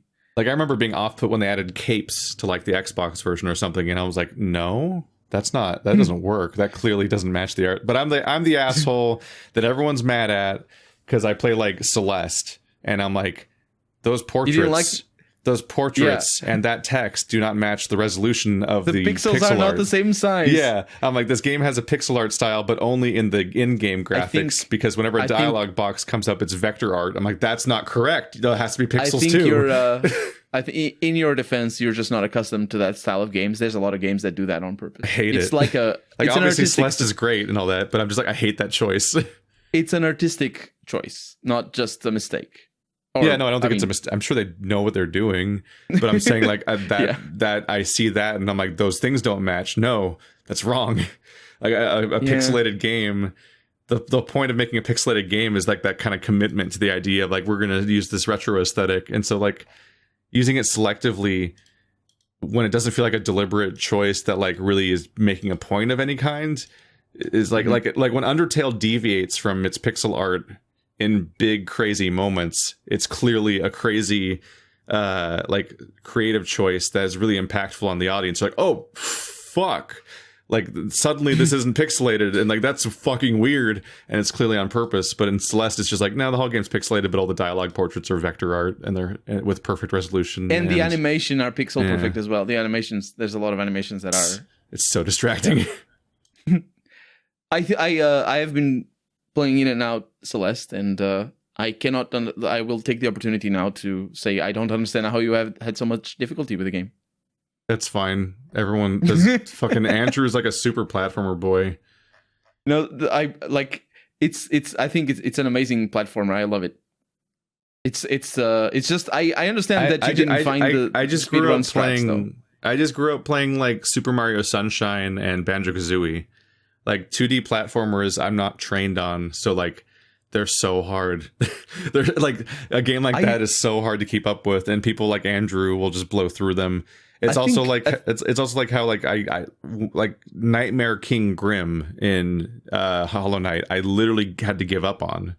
Like I fought him for so long, and I'm just like, this isn't happening. Like I'm not even making progress. Like I'm not even like there's not even a sense that I'm even slightly getting closer. Like and like I don't have the health bar in it, like a Souls game to be like, okay, I made it that far. Like if I can see how far I made in the health bar. Like if I could just do like last twice as long, I'll win. But like in Nightmare King Grim, it was completely hopeless for hours. Fucking Andrew makes like a 20-minute video where he like does the entire DLC, unlocks the first boss fight, beats it, unlocks the second boss fight, beats it, and it's like that's the whole video with no edits. Like, all right, cool, fucking fine. Everyone watch that one. I grew up playing Sonic 1 through 4. I mean, the fourth one is Sonic and Knuckles, but still. Mario, I could never get into Mario because I played Super Mario Bros. The first one. I don't even like 2D. I don't like 2D Mario. And I couldn't get past the first level. I tried it for not hours, but a bunch of time, and I couldn't get past the first level because I always died in the stupid ravines or some turtle beat me, and I'm like, but Sonic has rings, that's so much better. And so I never played Mario. Rings are so much better. It is so much better. It's just so good. Like you get hit, no, it doesn't matter. Look at all the rings flying all over the place. I like the ring sound more than the coin sound. When you pick them up, I guess. Yeah. The one that is now used at gas stations across America. Is it really? Yeah, I don't know which one came first, but if you open up the door to a gas station in the United States, like a convenience store, like a 7-Eleven or whatever, the door makes the Sonic the Hedgehog pick up a ring sound because it's like I think it's just a stock noise. So wow. So the reason for that, Sega made that sound. That's their own sound. They own the license to it. The reason you see that sound show up in American gas stations, there's a video that a YouTuber called Nexpo did where he was like, look, I'm fucking tired of hearing it. How the fuck does this sound end up in my gas stations? And so it turns out that Sega was sold to a company that makes ATM machines. And when they bought Sega, they gained access to that sound library. And so they added that sound library to one of their ATM machines, which then happens to be one of the most popular ATM machines cash registers used in the United States. And so that's why most gas stations have that, is because they buy that specific thing. That's from surreal. A specific user. Yeah, it feels like you're pulling a prank on me, honestly. It's stupid and it's simple, but that's like every time you encounter it, you're like, is anyone else noticing this? Like, this is fucking weird, right? I feel like I've never said it out loud before, but like I'm so clearly aware that it's the same sound from Sonic, and I'm like, why is that happening? The only similar thing that happened to me once was I don't think I was in the theater, in the movie theaters or theater. I think I was outside or something. There's like these. There's I think it was like in the shop. It was in the shopping center, and there's these loudspeakers playing music. And then the music stopped, and the sound of Google, the Google Assistant came up, that plook sound, and everybody looked up, and everybody started messing with their phones, and then the music came back. That was the only thing, but like, obviously everybody knew what was going on. But like, I think if I heard the Sonic sounds when I went to an ATM machine, I'd freak out. I'd be like, "What's?" It's very strange. It'd be like getting in an elevator and hearing like the star music from Mario. You're like, what? Dun, dun, dun, dun, dun, dun, dun. I'm like, oh, I gotta go somewhere. I gotta be somewhere. I don't know what it is, but I gotta go. Music fucks with you like that. Or if it has a specific context and you hear it out of its context and you're not ready for it, it's just like Yeah, Like, it's I was tell- Pavlov's thing. Yeah, like I was telling Andrew, like one of mine is that like there's that song like "Do you hear what I hear?" and like I never heard that holiday song in any other context. I only know it from Gremlins, which is a comedy horror movie, but it's definitely leans towards the creepy side, especially when that song is being played in like So that song is creepy store. for you. And like the lyrics are creepy because like if you know it from a horror movie, it's like, do you hear what I hear? Do you see what I see? And stuff like that. Like it's creepy lyrics for a horror thing, and it fits. It's why they chose it, I'm sure. But like I went my whole childhood never encountering that song in the wild, for the point where, for all I know, it's like Home Alone, where the movie inside the movie is fake and they just made it for the movie. Like it could just be a song from Gremlins. But then like randomly, I'm like 25 years old in a store and I hear it playing over the radio. But like I don't even register at first that I'm hearing, and all I know is that I'm weirdly uncomfortable and I feel like I need to leave. And like, why do I feel like I need to leave the store? And I wait for I'm like interrogating the thought for a while, and then I realize that fucking song is playing, and I'm like, I didn't know this. I was at the point where I didn't even know the song was real, as in like a thing that was outside of Gremlins. Here, I want to leave the store because of the music, but the music is just I like the grocery store that I go to has the song as music on the loudspeakers that is so bad. It's like an indie band from here or something from Portugal or something. It is like it's purposely made to be as bad as it can be. Everything is so bad about that. It's like garbage. It's so bad. It's not even bad as in when people say that, oh, that music is bad even though other people like it. No, that is bad on purpose. Like I swear they're pulling a prank. I asked the people who work there about the music that plays, and they said, oh, I don't even listen to it anymore. I tune it out, which makes sense because they work there all day. But like, oh my God, I bet it's like the band of the nephew of the owner of the grocery chain or something. It's just like, I have this band, and like the guitar solos are terrible, the drums are awful. It's repetitive over like. Like you expect to find out that they're selling albums at the register. I mean, I would not be surprised, honestly. Feels like it'd be the goal, like the point of all that. Yeah. I mean, yeah, makes sense. Yeah. I don't know. I don't. But so, do you hear what I hear? Sounds like an upgrade to me. Yeah. It's, I mean, I'm not sick of it. I haven't heard it that many times outside of one of my favorite movies. I'm at the point now where I don't even, if I go outside, I don't do so without headphones in, and my headphones can just block out all sound. So I don't have to deal with that because I don't want to.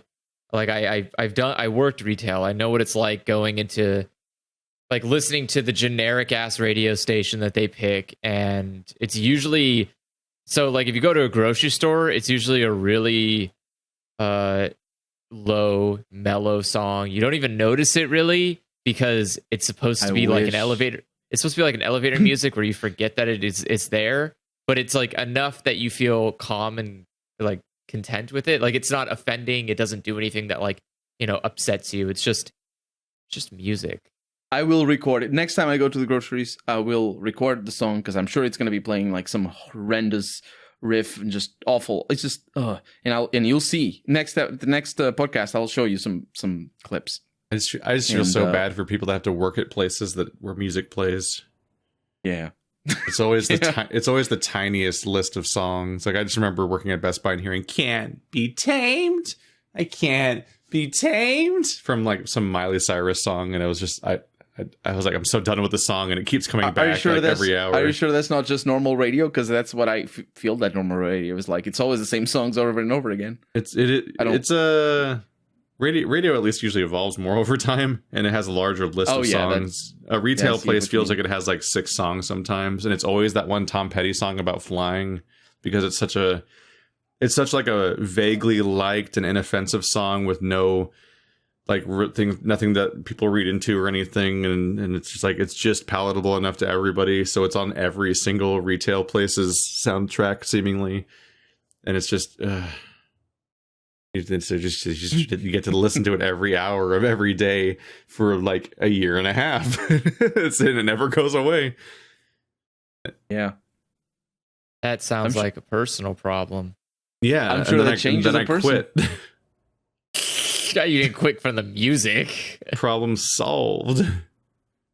He's like, I will not work at a place with such. Retail's a miserable job. Like everyone that works there, I just feel bad because like they just every retail job in America and probably most places really is just like this miserable experience of like it's designed around the idea of every employee is just gonna come and go in the span of like 6 months or so anyway. Like everyone's just temporary and they're gonna go away. So you don't invest in like training them properly for their job, and you don't really try to like make any of them like their job, because even if they did like their job, they're mostly a bunch of like teenagers that are going to be gone soon anyway, because that's the turnover rate. But also like the company practices are always complete trash and like bordering on abusive to their employees in many cases, and their expectations are always like misapplied. Like they want you to like obsess over things that don't make you do your job better, and because it's just so some guy in a suit feels like he's like accomplishing something somewhere, so like they just keep implementing new policies every few months just to kind of feel like their jobs matter and at the top, and so everyone gets to just kind of suffer through it all the time. And then that's before you just get like the music and shit. Yeah. Yeah. Because like Stephanie's talking about like, hey, the Christmas music's already started. Here comes the month of nothing but Christmas music every day, all day, while already doing a stressful job that you hate, where it feels like the very structure of the company you're working at is itself against you, on top of dealing with the customers that just are awful. Yeah. And never again. I thought Christmas music would start earlier, honestly. I think it started a few weeks ago. Oh, yeah, because in the US, like, it's after Thanksgiving. That's when Christmas starts. Not always. No? Oh, it starts earlier? Not always, it can often start before Thanksgiving, frustratingly. Okay, that's like Europe then. Oh God, stop. Here in Europe is like halfway through November, and that's when Christmas starts. Yeah, Thanksgiving is not a very committed holiday in the United States. There isn't that much decoration and stuff tied to it. It's like mostly Halloween and Christmas that have like a whole ritual and products for it and everything. Thanksgiving is kind of like it's mostly just a buffer. Dinner. It's just it's hard to capitalize on the dinner. Thanksgiving is just a buffer before you have to start decorating for Christmas after Halloween. You just get this like 1 month where you kind of relax. You don't have to really do anything. You throw some orange leaves around and maybe a pumpkin and you're like, ta-da, fall.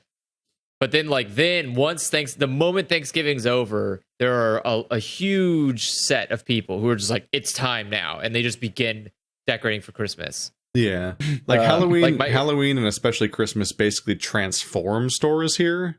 Like they become different stores during those periods.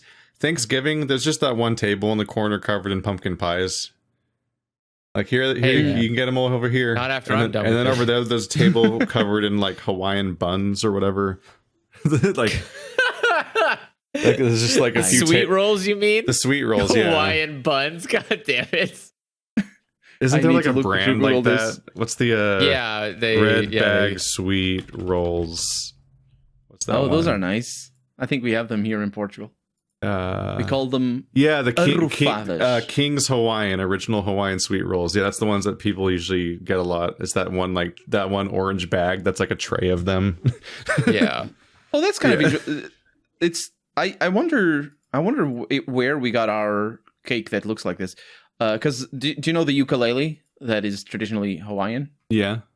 That's basically a Portuguese instrument that Portuguese sailors took there like centuries back, and it's a slightly different, but it's mostly the same. And it has a different name. It's played a little bit differently on all that, but it's the cultural interchange there is kind of interesting to think about. And these look so similar. I'll show it. I'll show you the sweet wine rolls. Yeah, arrofadas are arrofadas. That's the plural version of the Portuguese version. But let me see if I can find a picture. Of course, this is not very enticing because they're not so much cake. It's just kind of like kind of sweet bread.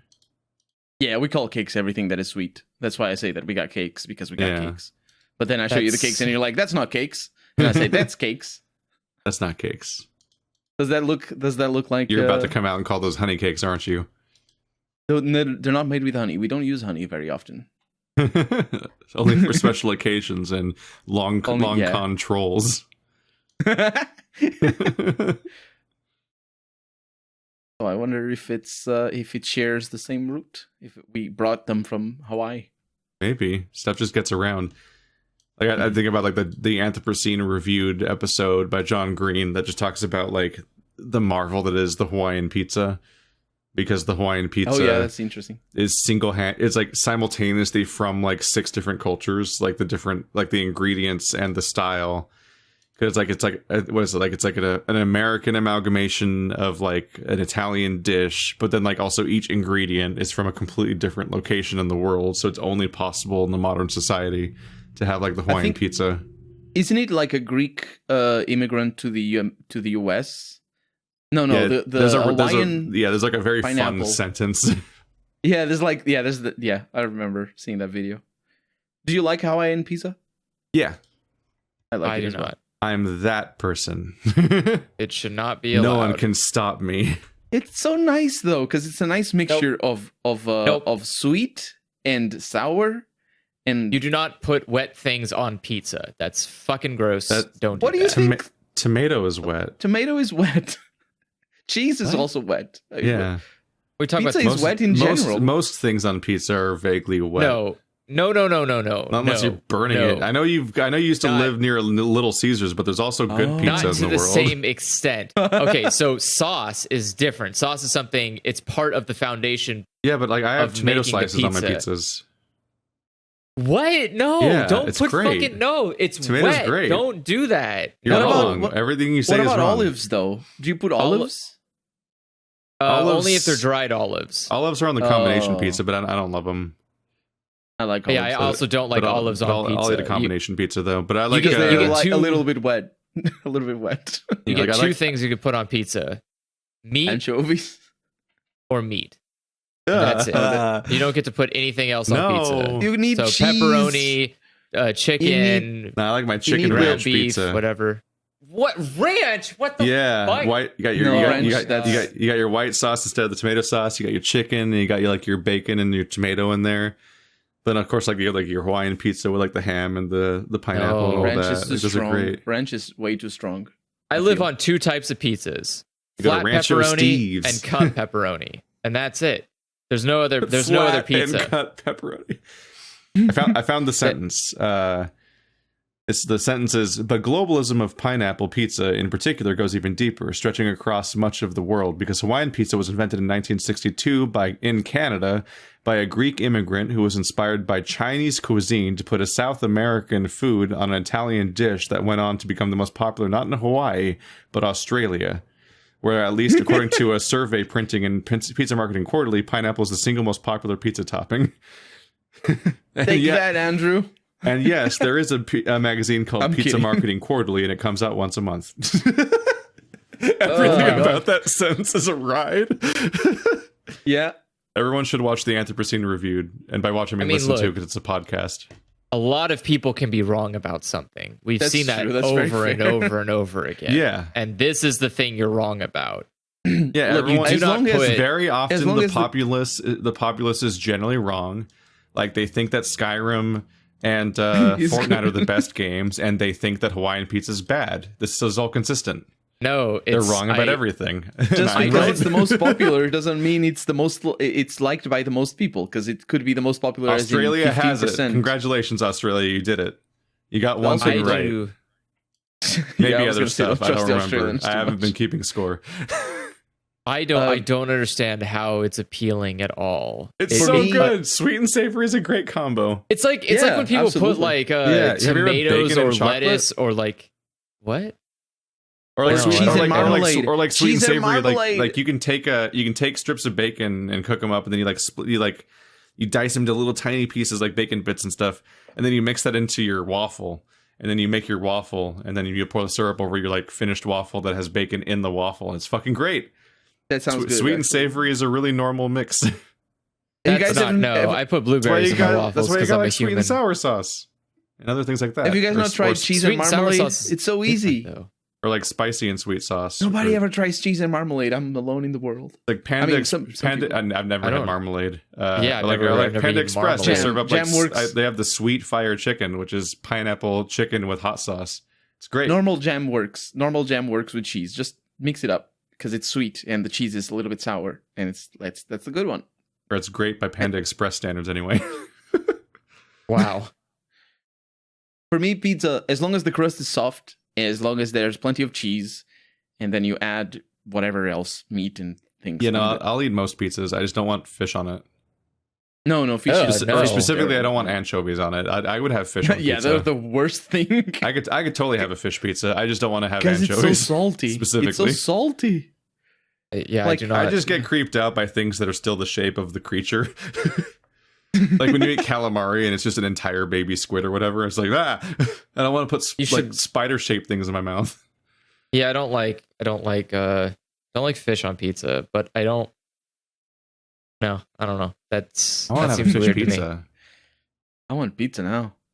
Where can I order a fish pizza? Like good fish, not that. What?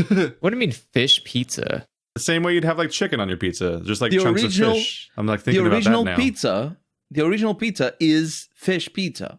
That's the the one that started in Italy. That's basically I want they some like flatbread nice, with. nice flaky fillet on my pizza. That could be good. That's I don't know. You probably You can don't- make it yourself. It's not. It can't be. Too Yeah, I difficult. have to figure out like how you plan the rest of the pizza around the fish. Oh, that's the easy bit. You just Yeah, buy the like what do you go for there? You just buy it pre-made because they sell it. No, like I mean like what's good? Like what is the good way to make a fish pizza is the question. I mean not like I see. how do I accomplish a pizza? That sounds hard. No, I mean like like what's correct. that. Yeah, I don't know. It's Probably trial flavor and error coordination. there. It's all flavor coordination. Yeah, that's the tricky part. That's why I always go for I eat this alone. That's it. But no, Apart from I've cheese been and annoying marmalade. people with my crazy people dish. Because what I do is God, it's been a bit, so I'm trying to remember. But like I take like a couple bell peppers and dice those up, and then I dice up an onion, and then I take like a can of like diced pineapple, and I take I found pineapple meatballs you can buy at the store. So they're Oh my pineapple god, it flavored started so meatballs. well. And where are you going? Yeah, and then you have like diced ham. It's like you just kind of the art is just figuring out the correct order in which to add them to the pan as you cook them all, because there's different cooking rates for all these things, and then you just mix all that up, and it's just this really nice like it's vaguely like pineapple pizza adjacent, and like its flavor profile because it's got like the ham and the pineapple meatballs and the pineapple with the bell pepper and the onions. You definitely start with the onions because you got to get those those going. But it's like you just get this bowl, and I'm like, I love it. I like this. I like what this turns into. Throw on some red pepper flakes midway through. I just looked it up, and apparently marmalade is a borrowed word from Portuguese marmelada, which is what I call it. So funny that, and no surprise that I like it. But it's also a plant that I know how it's called in Portuguese, but I never see it translated. It's called quince. And it's like a very specialty plant because it's only made for marmalade. You don't eat it, although you could, but it's just very... Quince. It's like a pear. Except like a pear on steroids. It's like a weird thing. And you make it like jam. It's basically a certain type of jam. But anything works with cheese. Like if you... The reason why cheese and ham works is because the ham is sort of cuts the taste of the cheese. So you can cut it even more with sweet things. Just like it's easy and good. Although you shouldn't heat jam. It gets watery. Grilled. Yeah, you shouldn't do grilled cheese with marmalade. That's terrible. Yeah, I have these. I have a few jams I got last time we were at Pismo, and there's like apple jalapeno jam and stuff like that. Like some different like spicy jams. There's a onion and garlic jam which I love, but I tried putting them in breakfast sandwiches because there was I have this little thing that quickly puts together in 3 minutes like a breakfast sandwich where it cooks up the English muffin that you sliced open, and it makes a little egg patty out of the egg you crack into it, and then I'm not sure that's gonna work. You kind of like jam. You kind of like open up a little trap door that drops the top half of the sandwich onto the bottom half when it's done. But yeah, you try mixing the jam in, and because the sandwich is pretty hot, the jam just turns into like water and starts dripping out of every side. It's like, oh no, I've made a mistake. It's everywhere. Like you cannot get it hot. Like I don't put it in while it's cooking. I put it in after it's done. But it's like no, even this after. doesn't work. Even after. Yeah, no, it turns into water in the heat. It's just so bad. You can't. You just there's a cap on how high you can get jam's temperature if you want to eat it. I feel like you can definitely solve this by not doing that. Yeah, and just eating regular food. That is what the story was. I'm looking up sandwich. The story was I tried a thing and it was like, no, that didn't work. Yeah, don't ever try things. No, trying things is great. It's fun. I'm looking up breakfast pineapple meatballs, and Andrew. Everything looks so tasty. Why do you have these things in the US? We don't have this. Mostly. Have you seen our obesity rate? We have a lot of things that we shouldn't be eating. I mean, it's got bacon, it's got cheese, it's got eggs on top. I like it a lot. I mean, have you seen my breakfast burritos I make? I'm not sure I have. I made a stupid cooking video at one point for April Fools. Yeah, it's like. Oh, I saw that. Yeah, because I thought it was dinner. The onion. No, not breakfast. That's first thing in the morning. My God, it's got eggs. That makes it breakfast. No, it doesn't. Only for the British. That's not. It's yeah. You don't need eggs at dinner and lunch. Bell pepper, onions, mushrooms, and just let those cook for a while, and crack some eggs over it. Mix that up. Holy crap! Pour that onto You are basically pouring it at that point. When it's cooked, you just pour that like onto a tortilla that has cheese on it. Some sriracha on that. You got your breakfast. That's dinner and lunch. No. I mean, it's so strong. I mean it depends on how early it does you wake up. Pretty much, it's pretty much enough for me to eat. It's pretty much makes me skip lunch too. But what do you mean it's strong? What does that mean? Just like the quantity? Yeah, but like a full English breakfast, which is a nightmarish amount of food. Yeah, that's what I'm talking about.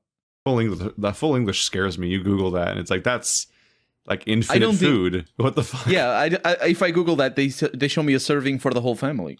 That's what it is. At least when you get like what looks like a restaurant picture, where it's like, oh yeah, this one I'm seeing has like 3 entire sausages, a weird like isolated pile of mushrooms, 4 slices of tomato that aren't like in anything. They're just there. Like I guess they're seared or something. I googled the picture and it's got like 4 sausages, bunch of bacon. This is more than I eat for dinner and for lunch. Oh, it's a lot. Like, yeah, I don't eat this much food. They got weird black crackers. I don't even know what those are, but it's like I'm good with any. Like I'll eat 2 anything. sunny side up eggs, like 3 strips of bacon, a whole bunch of like mushrooms, other meat that's not the sausage or the bacon, and there's beans there's hash browns. But there's also a side plate of like 4 slices of toast and then a coffee, and I'm like, that's the proper breakfast of the person next to you. That's not part of the. It's too much. I'm okay with like ones, and it looks like it totally looks like these are definitely restaurant servings for one person that somebody ordered, and I'm like, that's a fucking nightmare. That's for people who wake up at like 5 a.m. If I woke up at 5 a.m., I would eat this. If I have a waffle, I'm full. Like a Belgian waffle, I'm out of space. I'll have a coffee. No, what I mean is like if you have to eat enough to make it to like 1 p.m. or something like that when you have lunch. My breakfast burrito doesn't have this amount of mass. Like it isn't this big. Y'all need to learn moderation. Shit, I can survive. I don't eat this. I can survive 24 hours on a piece of bread. Come on, guys. Like that's not good. That's easy. That's easy. I don't care what's good. It works, and that's all it needs to do. It's not working. You know, it's not working. That's true as well. Yeah, I know it's not working when I have to when I feel like shit. Your doctor's when I go to bed, not lying to you. They could be. They could be. They are lying to you only when it comes to spending money. That's where they're lying to you. This is not covered by your warranty. Wait, what's not warranty? What it's called? I mean, if it makes you feel any better, my nutritionist keeps changing it. I'm amused. Like I found this picture. It's like where to eat a full English breakfast in New York City. So it's like a fancy dining place, but like the fancy dining place has like 3 tiny mushrooms, 1 chunk of the weird toast, 2 strips of bacon, 1 sausage. That's already too much. Tomato, 1 egg, and it's like the whole thing looks like this, like the size of my fist. But I'm like, that's actually sane. It's like that's how you get the level of variety that's in the other dish, but also it's designed for one person to eat and not like be hurting themselves. Well, the problem is because it's in New York, it probably costs like $50. It's just that And maybe I'm being- it's just that if you keep that giant list of ingredients and try to reduce the portion size, you just have one item of each type. Yeah. It looks like a museum of breakfast. That's why it should be a buffet. It's not buffet. What is it called when you go and serve self-serve? That's the one. Yeah, that's a buffet. There we go. Yeah, those The are French those got are our all back. closed now. They're dead. That's true. Yeah, they everything are is very closed dead. though. I mean, maybe not. How is everything in the US? Are things? I mean, I suppose it depends on state from state to state. Yeah, I was They're gonna say not- it depends they're on not where in great. the US. Like here, maybe it's not in the purview of our. We tried to get Podcast away things. with like, hey, what if basically everything's open, but you have to wear a mask? And then we had the biggest spike in the history of the pandemic. So that And guess wasn't who working didn't great. follow directions? Everybody. Everybody. It's pretty rough. So guess who has to go back on lockdown? Everybody. Yeah. It is odd that people are continually complaining that they don't want to do this thing, and then the thing they don't want more happens. It's like you get one or the other. You could just Yeah. wear the mask Yeah, it's for pretty like a straightforward. couple months and then never again. You don't have to, once this is all over, you don't even have to touch a mask until the next pandemic. What Or really surprises me You is could wear soon. this mask for the rest of your fucking life because we'll never get over the pandemic. Like, those are your options. what really surprises me here in Portugal, we don't get too much of an anti-mask movement, even though there's definitely people who are against it. America but it's just not has like a lot of a very large part of the population is like, you can't tell me what to do. Yeah, No matter also, how it much except, was like- except Also, it was when very they get told politicized what to from the do, start. and they do what they are told what Like, to do. people are fucked when Like- breathing becomes political. that It's definitely. like that someone spitefully will like hold their breath and die, and then there'll be like a news article about it. I mean, someone here in did hold their Portugal- pee and die from it, so I don't know. Yeah, you can don't do It's that. just Humans- everything's a humans fight. are European. Everything's a fight. So even when the president like has a dumb flub where he says something stupid about like bleach, the people that are like Confetti? side with him have to like virtue for that and fight so hard for it. And be No, like, he's no, I right, love bleach. actually. I have it every day with breakfast. It's like, stop, guys. Jesus Christ. That's a thing to the side. No, Here no, in Portugal, every I see, topic is a fight here. I see some people like weirdly take pride in the fact that they can't bear having a mask on their face. Like they'll be wearing a mask and be like, "Oh, I hate this." It's like I can't breathe. You know, I'm like, the people take pride in not being okay with wearing a mask in the sense of like, Yeah. being uncomfortable. And I'm like, that's a sign of weakness because I have a mask and I'm comfortable. Yeah. You're weak because you're bothered You are by weak that. and will not survive you- the pandemic.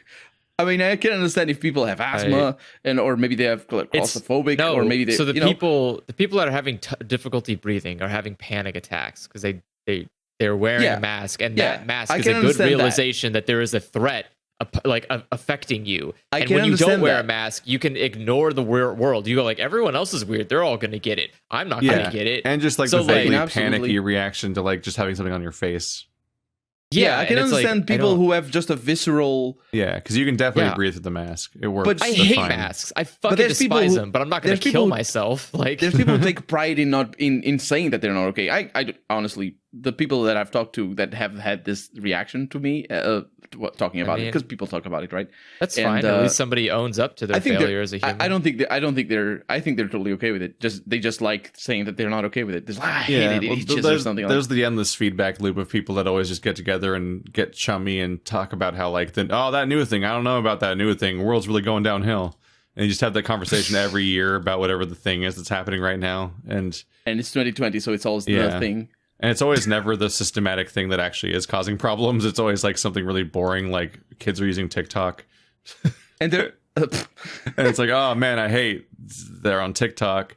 World's really fucking. It's just on fire. We're not- It's just we're not on that fire. It's falling into a sophisticated. pit of lava. We're not that I sophisticated. People do don't talk about see that stuff a lot in weird ways where it's like the whole Tide Pod thing. It was like, oh god, the world is fucked because our generation can't stop eating Tide Pods, and I'm like, didn't aren't get all that of you like?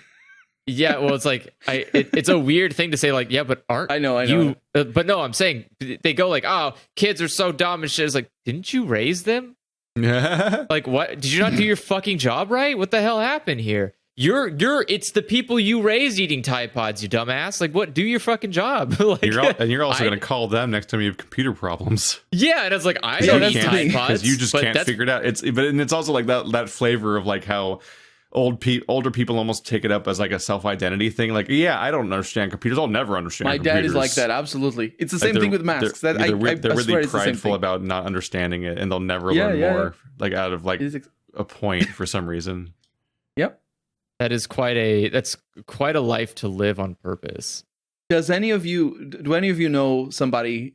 My dad is like this. Whenever he needs help with the computer, I go up there and I try to explain to him.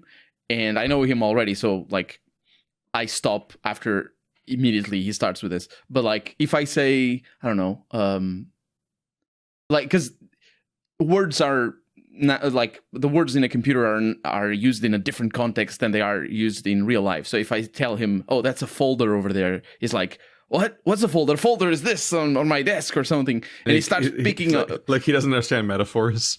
Yeah, absolutely. And I'm like, I just tell him exactly where to click, and he gets super bothered. But it's not a metaphor. That's what it is. It is a folder. That's how words are used. But a computer folder is a folder. It's shaped like a folder. It looks like a folder. It acts just like a folder would. It holds things inside of it. What more do you fucking want from the word? You want it to actually be paper? You want it to like physically come out of your computer, and you open it and you're like, oh, all these icons on my computer are physically in my hands. Now it's a real folder. Icons? Like, what is that? Icons is on the television. It's an inability to like abstract. Now, icons are on the television. It's not inability though. It's on purpose. Yeah, icons are swear it's on purpose. I was walking a friend's mom through something when I was like probably like 14 or something. And I said, and I don't remember exactly what it was, but I just said, like, put your mouse on that, the way that you would, like, walk somebody to the commands of doing things. And she picked up the mouse and put it on that part of the screen. And I was so not ready for that reaction. Like, that inability to abstract the idea that, like, no, I mean, you move this device to move the mouse cursor on the screen. It's like, no, like they specifically picked up the device and put it there. No, it was genuine. Yeah, I was not ready for it. I experience that constantly. It's I'm sorry. My job. Yeah. It's so the way I look at it is you when you're walking people through technical problems, you need to treat them less. You need to treat it like you're trying to explain it to a dog, where you know they're never going to understand because dogs can't comprehend how computers work.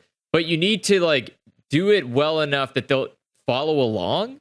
So like a dog, you can teach a dog to move in a certain pattern, even if it doesn't understand why it's doing it. And that's how you need to train technical support with humans. Yeah, is you need to a dog works like an individual factory line in Factorio, where it's like you instead of communicating the idea you want, you just recreate each individual element of what you want as a sequence of things, and that's like yes. and then it just performs it unknowingly. Yeah, but then that's exactly what you do. The dog asks, "But why?" Which is what my dad does. If it asks you questions, hit it. No, I can't. No, don't ask questions. Do a thing. Don't ask questions. Dad. You can grab some paper, roll it up, bop him on the head. No, don't talk. Only do. If you talk, you're smart enough to figure it out on your own. If you're not smart enough to figure it out on your own, shut the hell up, and I'll tell you how to do it. Like that's more or less where it ends. Yeah, that is the way, and that's the reason I love using software that lets me take control of other people's computers. Is because I have because then I just tell I literally all I do is they go, oh, I'm having this issue. Thanks for telling me. Now just go do something else and I'll call you when I'm done.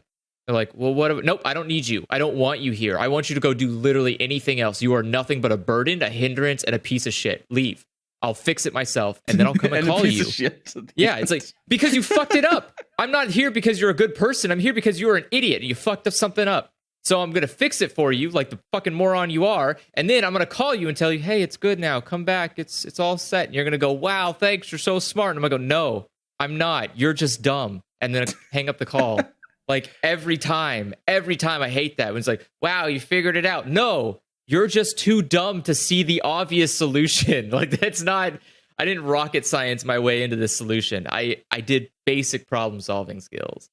Like baffling sometimes. Yeah. Well, you and several people your age that do the stuff you do basically just got through the entire process of learning how to do it by just Googling everything over and over again. Yeah. How do you think I learned without internet, but actually when I had my computer, I learned everything without internet. So it was either I got my when when I had to reformat the computer I got a virus or something, I had to do it or I was out. So that was it. Yeah, I know a lot of people that like got certifications and whatnot by basically just Googling their way there, and then they have jobs about helping people that can't solve their problems when they themselves just like faked their way into this. Well, but they're qualified. Like, yeah, no, right? they're qualified, but I mean, like they just they're like good. they did that, like they didn't. There's no secret, is what I mean. Like they didn't like do a magic secret way to get their way, or they didn't go through like the official channels and like the really time-consuming, heavily ritualized way, or like they didn't. It's not exclusive. It's not inaccessible. Like it's the stuff's so democratized that the people that are helping people with stuff themselves just Googled their way to where they are and might Google the thing that you need help with. Yes, we always Google the thing you need help with because we're not a repository of all information ever known. Like in many cases, they're like professional versions of the URL. Let me Google that for you. Yeah, and that's why it's so infuriating. Where it's like, wow, you're so smart. It's like, no, I'm not. Just I'm the not, level we're dealing with. Yeah, I'm not solving any problem. I know how to find the answer to your problem. I have family members I have legitimately re-explained what my job is and how it works like 5 times, like front to back, and none of it sticks. They just cannot comprehend, and they never will on any level, like how my job works, what I do, how it makes money, or any of it. Like none of it. I have a grandparent that just asks every now and then about my podcast because they think that's my job. You're doing it now. It's like I technically have a podcast, I guess, but that's not really what the thing is. Like the podcast definitely isn't like an income.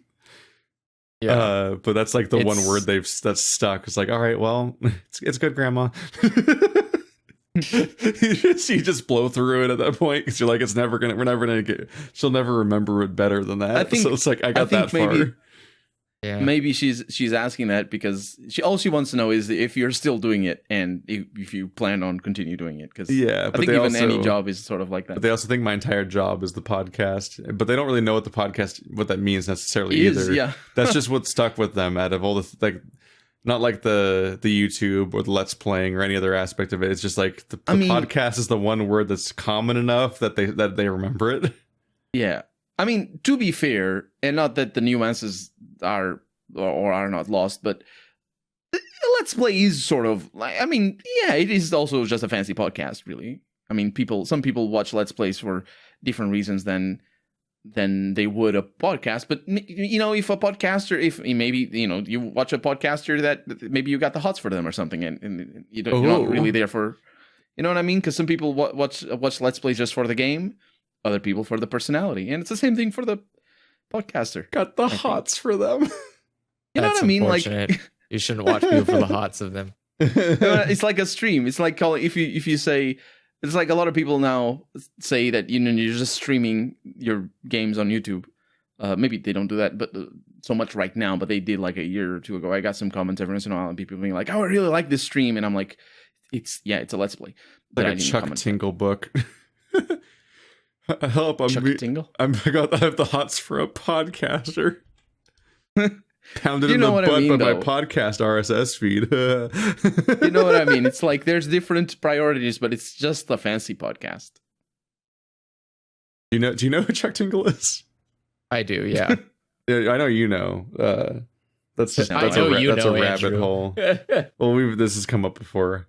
But no, he has this whole series of self-published books that are all like pounded in the butt by something or something, and they're like, I don't even know if they're actually hot or not, or if they're just jokes, or they're both, or something. But it's always like homoerotic parody-looking books, and there's like dozens or hundreds of them, and they get increasingly meta at some point. Let's see, pounded by the pound, turned gay by the socioeconomic implications of Britain leaving the European Union.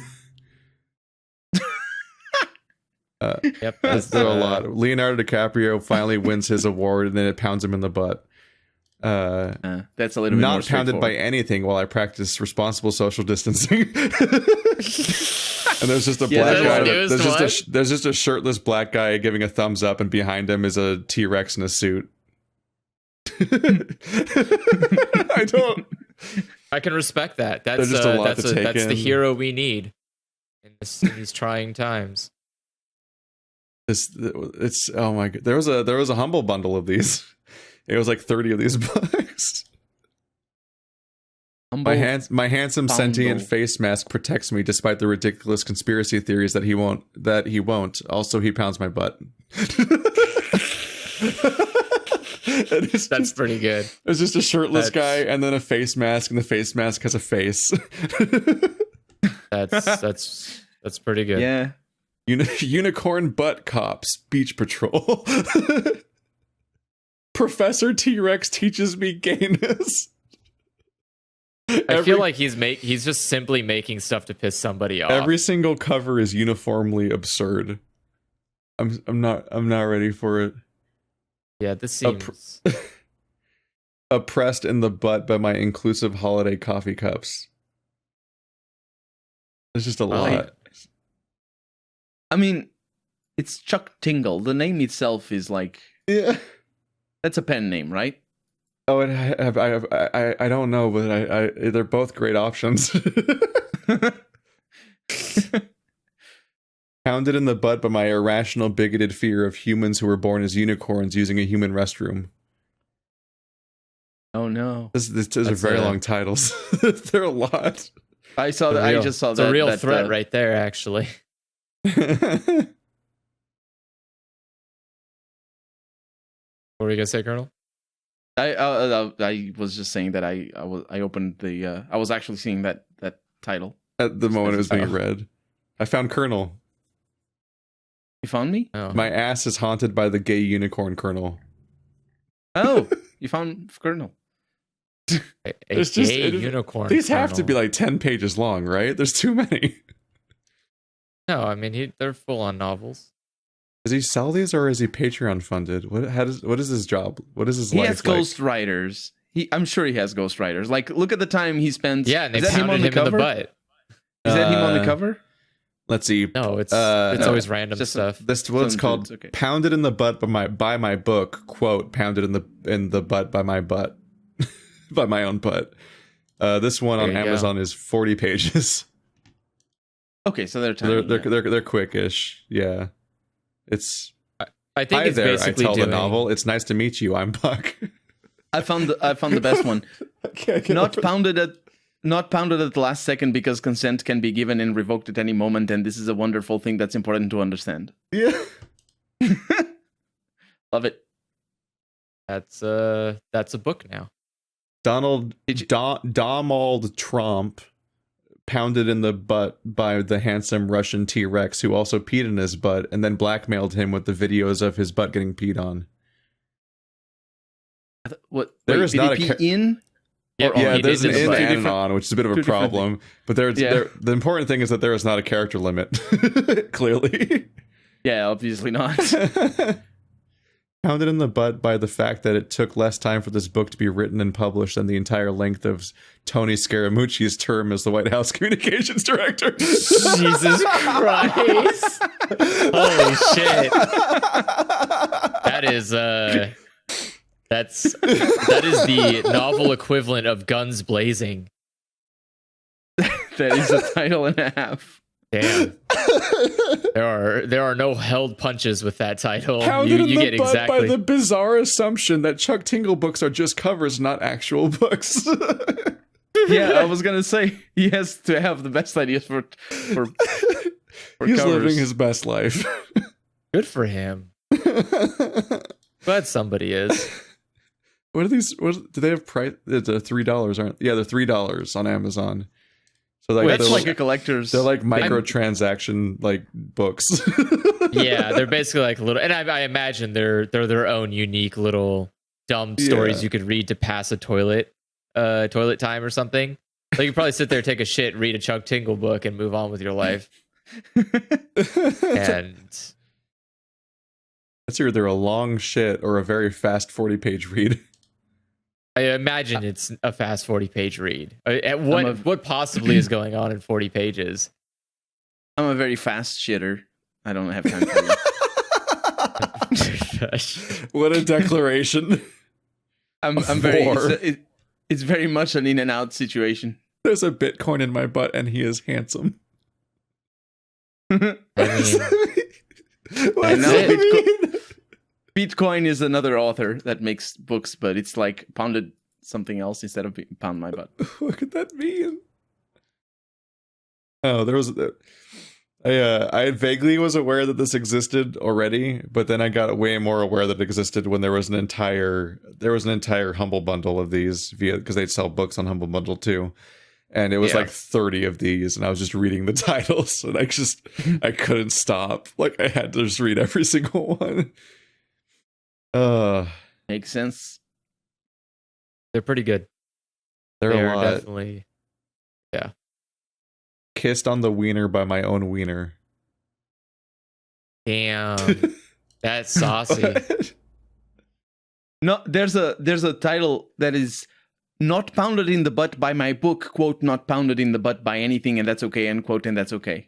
the nested quotes. Yeah. There's a lot of books that are just clearly just angry at person in real life. Like this one's definitely mad at the guy that was like that one pharma asshole that raised prices on a really life necessary drug and was ruining people. Is that guy? It's like Pharma Bro pounded in the butt by T-Rex comedian Bill Murky while a clan of Triceratops rappers tries to get their album back. Like it's really specifically the guy that has that album by what's the martial arts rapper group? The Turtles? No, they're real. Talk about the Wu-Tang Clan? The Wu-Tang Clan. I don't know. Don't they all know martial arts? Isn't that part of the gimmick? Yeah. Well, On the one. yeah. Yeah, I found the biggest title. But I don't know if it's... I've reached the Overwatch parodies now where it's pounded in the butt by my own hook and it's Roadhog photoshopped over the dude and then there's a face on the hook because the inanimate object always also has a face. Wait, that guy has as an 8-pack. Yeah, just infinite pack. I mean, have you seen Roadhog? Roadhog is huge. He could probably pounded by the fit physical 8-pack. manifestation of someone else's doubt in my place on the autism spectrum because denying somebody's personal journey and identity like it is incredibly rude, so no thanks. There we go. They just go. They just fucking go. No one can stop him. No one can stop Chuck Tingle.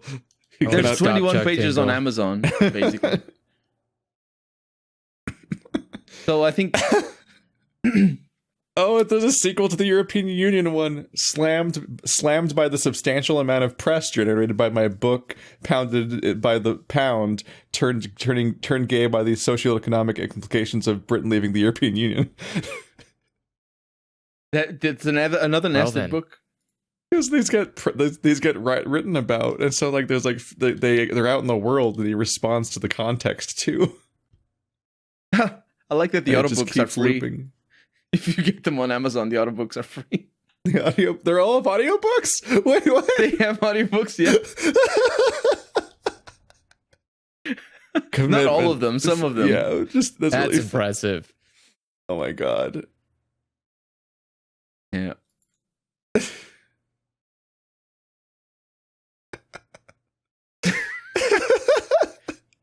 Glad you guys are enjoying Chuck Tingle so much. This is just a rabbit hole that brings joy.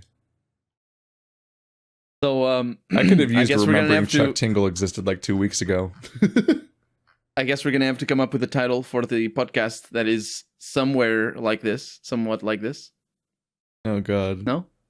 I mean, it's probably gonna be Wasteland 3 is a mess because that was the majority of the podcast. This is just the weird. Yeah, it makes sense. This is just the weird petering out part of the podcast where we get on a weird topic and then we're like, we should probably stop. We do a viewer question. We haven't done a viewer question. I wanted to, but it's so late that I'm afraid. It's we also got pretty 30 late, minutes. Yes. Yeah. Do we have? I mean, I try. Don't we have for 2 hours? I try to make these 2 hours, so we just keep making 3 on accident.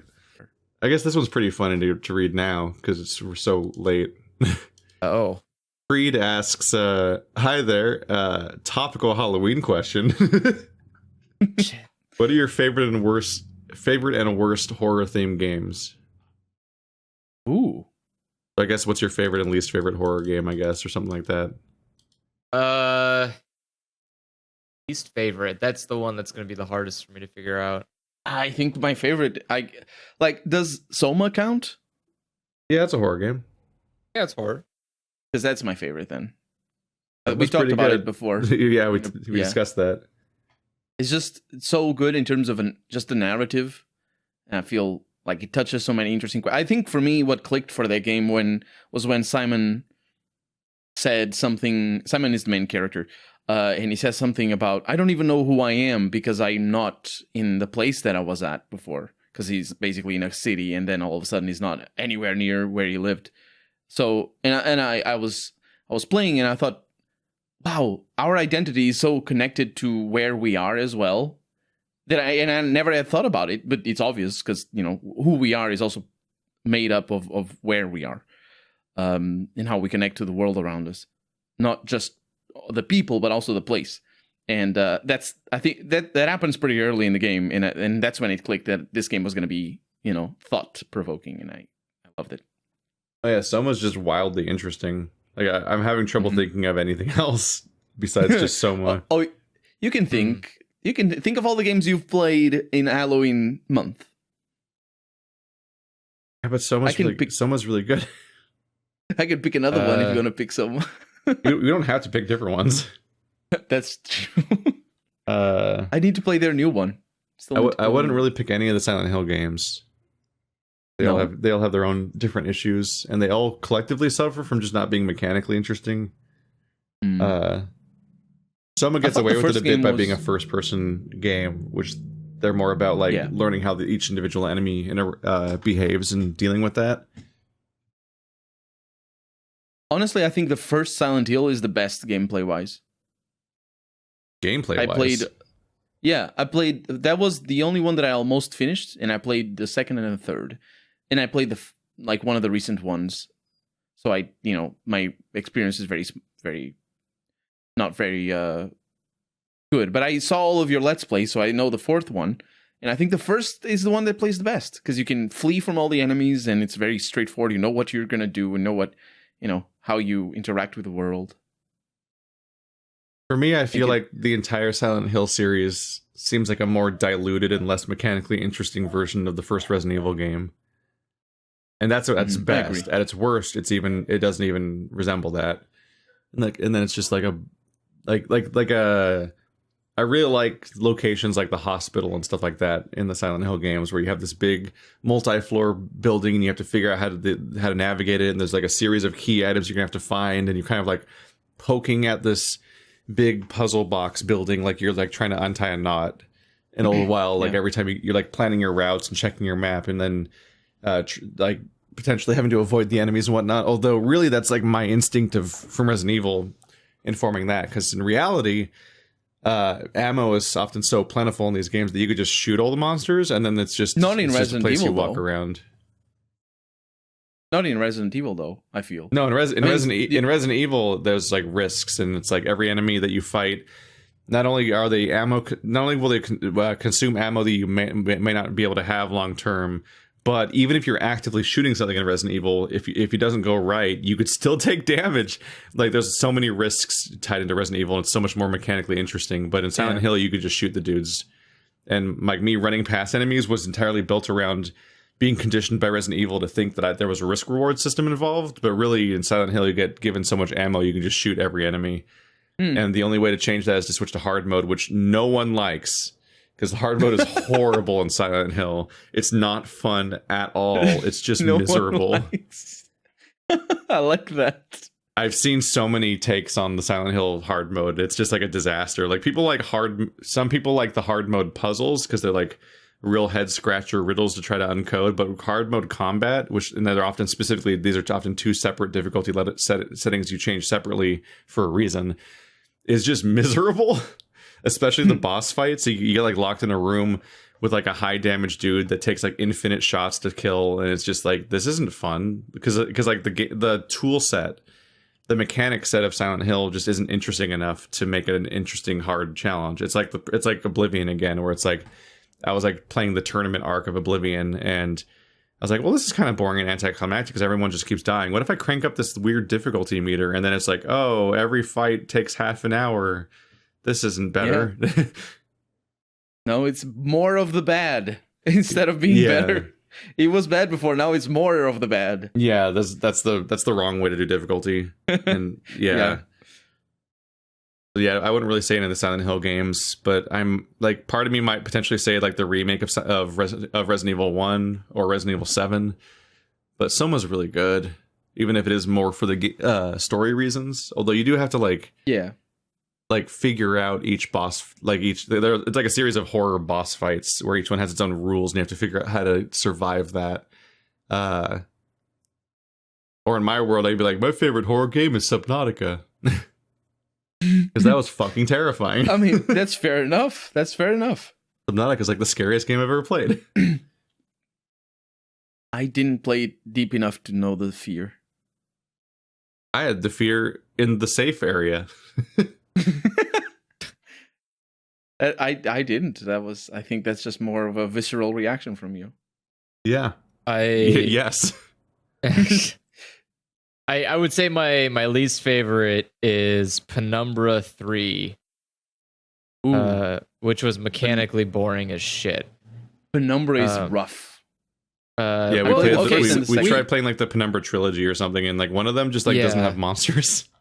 Yeah, that was 3. The first one, isn't 3 is just like, was it really 3? Boring. Yeah, it had like the dogs, and we were like, oh no, dogs. And then that was it. And we were like, wait, well, I'm sorry, was the dogs it? Did you build all that for the dogs? And it was like, oh, okay. I think the dogs might have been the second, or I think the dogs were the first game. Were they the first game?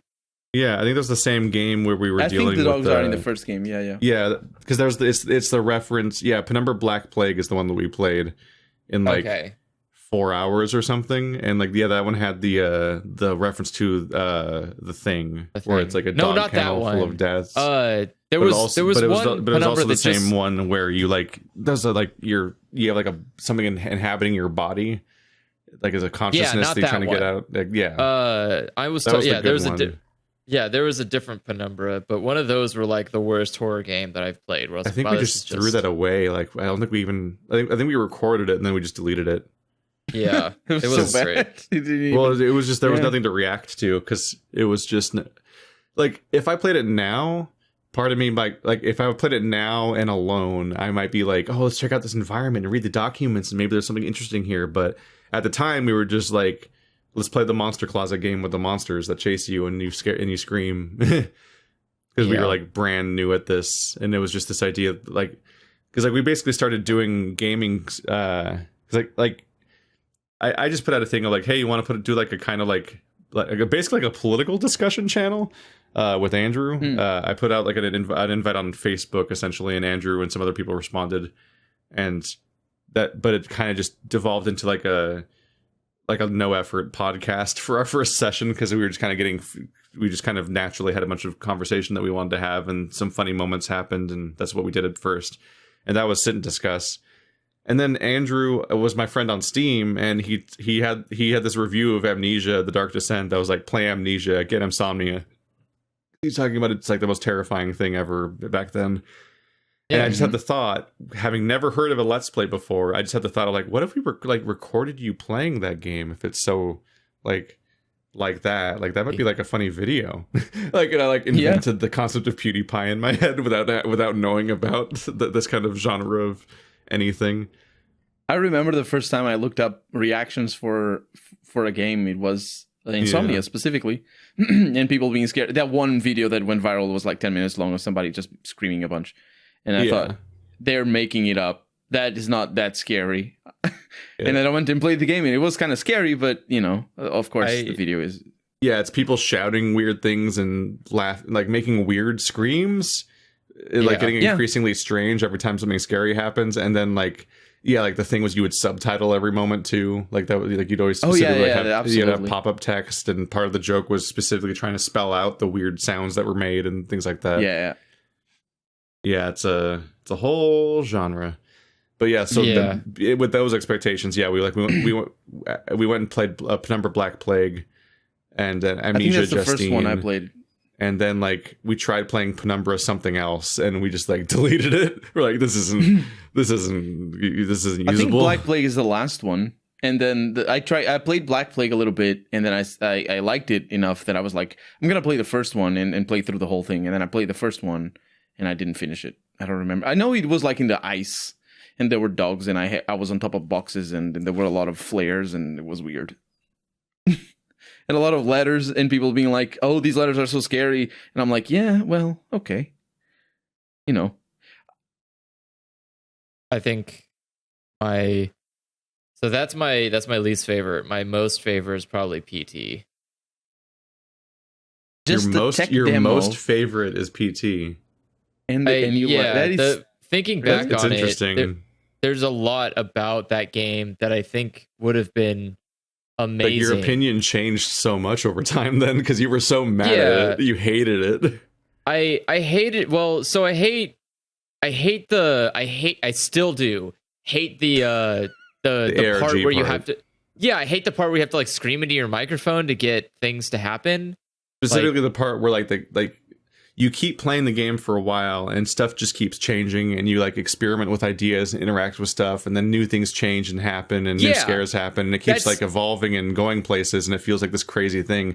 But then it just starts looping forever. And then you're like, what the fuck's wrong? Like, how do you end this? Like, what are we doing wrong? And then you start looking it up online, and it's like a whole ARG where everyone's trying to figure it out. And it's like, oh. Yeah. It's like a buzz machine. It's like, I just want it to be good. That I don't like. But I love the like increasingly less fun to be in this place. Oh, yeah. The fucking feeling. Fridge. Yeah. Like, oh, yeah. Like, you go through the hallway, you're like, oh, all right, that was a moment. And you walk down the hallway, and you're like, what the fuck is that now? Why we got a fridge in the hallway? You know, like the progression of like it keeps getting worse, and then it gets to a point where you're like, oh, this feels kind of good, and then suddenly you're like moving in fast motion. The eyes have the walls have eyes. It's like a Pixies album. You're like, what the fuck happened? Like I just want to go home. It was also like distressingly photorealistic. It was like, so like beautiful. Everyone always talks looking. about good graphics and whatnot, but like PT felt like a real place. PT like, felt totally real. Well, and I think it's all down to the colors. And like, also, I think Del Toro it, being there was important because that's a real director who probably knows how real sets are made, and so he probably he probably was able to create like impart that vision. It's There's the like camera. Well, like if you take photos with the DSLR, but the house felt lived in. Like it made sense where things were placed. Oh yeah, that's definitely set building is definitely messes were real looking. The walls and the windows and the placements of those were real looking, and the fact that like there's little parts that all just come together, like looking over the stairs, like you see the upstairs area, and that's a normal. I thought it was 6 years ago.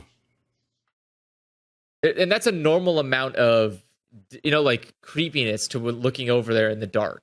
Like if you've been in a 2-story house and you look, you can see that rafter and you can see how dark it is. Like that's a normal feeling. Like there's so much of it that feels normal. Like the front door area is normal feeling. It has the counter where it has the phone and it has the keys you put in and it has like, the door has a little window next to it on the side that you could look through to see who's at the door. There's so much of it that feels too real to be a video game.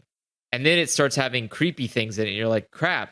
The realism and the creepy things combine to a creepy, realistic sensation that I just don't feel like video games want to have, or horror video games don't want to have. Like, Amnesia is good, but Amnesia feels like a cartoon compared to PT. Yeah, where you're like, you're like walking down a hallway and you're like, wow, everything feels cartoonish.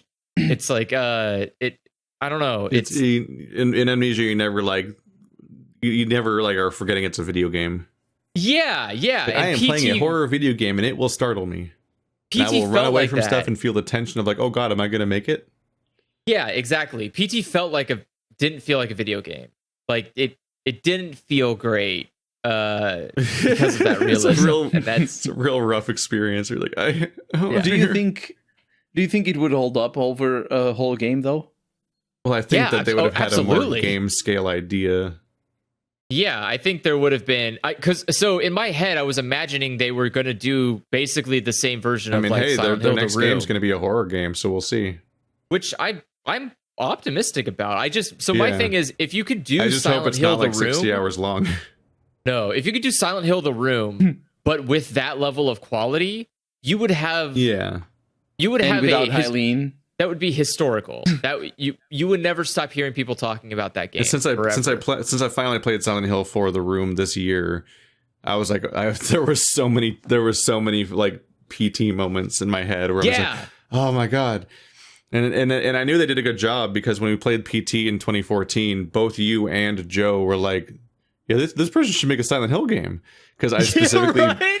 I tricked you guys because I knew it was a Silent Hill playable teaser, but I didn't tell you guys, and you guys hadn't heard any press about it yet, and so I just launched up this game with no context. And independent of that, you guys already were like, yeah, they should make a Silent Hill game. And it's like, And then Konami is the worst. Well, Yep. it's more of just the. No, they're the worst. They are the worst. I mean, I just want Kojima to make another horror game and then just like bring it out in cartridge form and just be like, and hand it out. And he's like, I brought you a metaphor. Oh no, I hate that line so much. But Silent Hill is all metaphor. It's oops, all metaphor. I know, but that's why you don't need to say it out loud. Why are you saying it's a metaphor? What is this? Video. Silent put Hill Kojima 7, on I anything, brought that's you a a metaphor. metaphor. What does the number mean? No one knows. How did they count Silent Hills and decide this was the 7th one? So what's your I'm still thinking about my least favorite. What's your least favorite, Keith? God, there's so many bad ones. I didn't play that many. We've played Hey, now. so many bad ones. Probably Remothered. Remothered. I don't think I know that. Remothered was pretty trash. Alone in the Dark 2008 was pretty trash. There's just a lot of really bad ones, honestly. But yeah, we did a playthrough of Remothered, and that was pretty awful. I know what my least favorite is. So go ahead. Sorry. I mean, No, unless you, that's it. I'm trying to remember how the game was. I just remember it being trash. Say you play as like a woman that looks identical, basically, to the woman from Silence of the Lambs, like distractingly so, and you just kind of like wander around this building over and over again.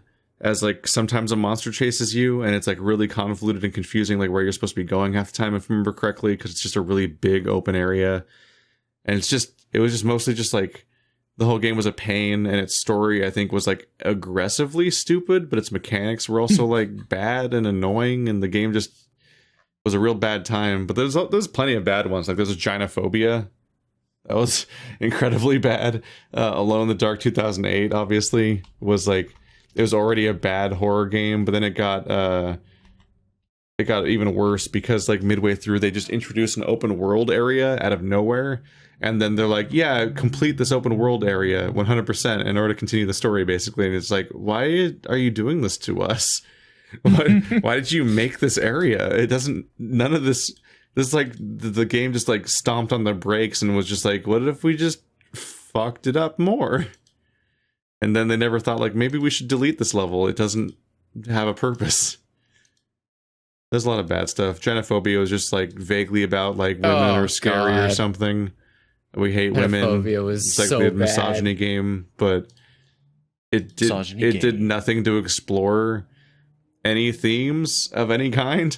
Like there's no. I mean, there's no. To nobody's surprise, though. To be honest. Yeah, well, I mean, there's no like it's a surreal location full of insane nonsense, but it really just feels like a series of random assets thrown back to back, like where I was kind of hoping that'd be like, oh, it's like Silent Hill, but it's the personal hell of like a misogynist or something. But like they didn't even go really that far. And then you just fight like Quelaag at the end. It's just a spider lady, and it's like, oh, it's a woman. It's like, yeah, some of the enemies were women, some of them weren't, but none of it really had anything to say or went anywhere. It was just the most shallow, sad thing. For me, my least favorite horror game is The Last of Us 2. No, I'm just kidding. My least favorite horror game is The Forest. It's like Minecraft, except it looks good and it tries to be horror, and it plays bad. It's bad. You might have heard of it. It also, I don't think it looks good either. Yeah, I mean, no, it doesn't look good. It's like, yeah, what I mean looks good as in, it tries to be like good graphics. Yeah, I really hate the particular subsection of like indie PC games that are like first person shooter perspective, and they're trying to be like faux AAA by having like too many effects on the screen, but they're mostly just making the game really distracting and chuggy and awkward. And so it's like, there's That's like let's have like mouse smoothing and motion blurring and lens flares and anisotropic filtering and chromatic aberration, and like everything's just distracting and annoying. And I'm like, all of this, and you can't see anything at night. That's the most important thing. Yeah, like all of Complete blindness. these steps and filters just to layer onto what looks really generic, but without that, and it's just I wish there was style here. I should talk about another game though, just to add to the survival horror discussion that we were having before, or just name drop it. The Long Dark is a very, very good survival game that has a little bit of horror, but not too much, and it's always really recommended alongside Subnautica. They're very different games though, very, very different games. But I'll believe. I didn't like The Forest at all. I mean, not to put it on the same level as maybe Gynophobia or other games like that, but because I think it's done by people who care. But I didn't love it, but I also played it in co-op. So it's like I don't think it works in co-op either. Yeah, it's like a messy, noisy experience, and you're like making progress too fast in certain directions and not fast enough in other directions. And I think we ultimately just kind of like found the ending somewhere without any of the build up to what the story was. So we just kind of like were randomly in the final building and we just fought our way through it and saw the ending, and we're like, huh. And it's like, make a choice between this and that. And I'm like, that's what the game was about?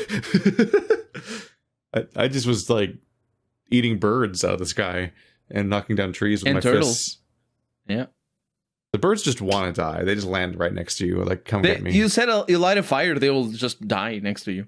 Yeah. They'll go right next to the fire. It's also a very buggy game, that's true. But I think it's still in early access. Let me look it up. Oh, God. Could it really? I feel like the game's been out since 2012. If it's still in... Oh, my God. I've played a game by Gynophobia. It is not in early access anymore. Good for them. Oh, my God. Witch Hunt. I remember this game. Overwhelmingly positive. All reviews, almost 200,000 reviews. Overwhelmingly positive? Damn. So that's how much of a hot take for the Forest. That's a take. I mean, the Gynophobia guy apparently a lot of people made can be wrong. 3 more games. Not only has he made 3 more games, most of which seem to be about like hunting in the woods, but I've played one of them already.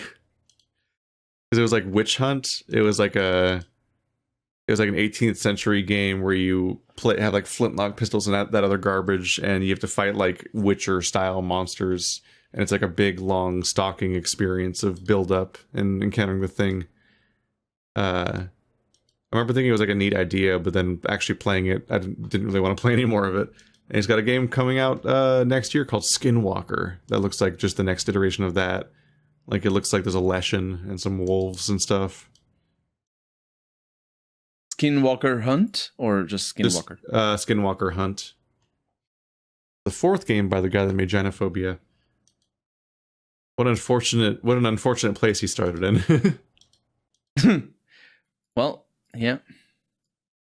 It feels like similar to what The Forest is, although maybe not in terms of gameplay, like building and all that. You got a circular menu for your backpack. Sort of stuff. Do not know. Reminds me that I've never played The Hunt still. Oh, The Hunt is fun. Yeah, people make a big deal about that game. But it also sounds like a Hunt Showdown. There it is. It sounds like it's a ton of build up to like a really abrupt failure probably in most runs. So it's probably not very tryable. Like it sounds like you'd have to take like, it's kind of like Rainbow Six Siege, where you have to put like a lot of hours into like getting it down more before you can start having like a correct experience with it. If you play by yourself, it's definitely, all games are like that, even when you're experienced. It's like you need to be very stealthy, you need to be very careful.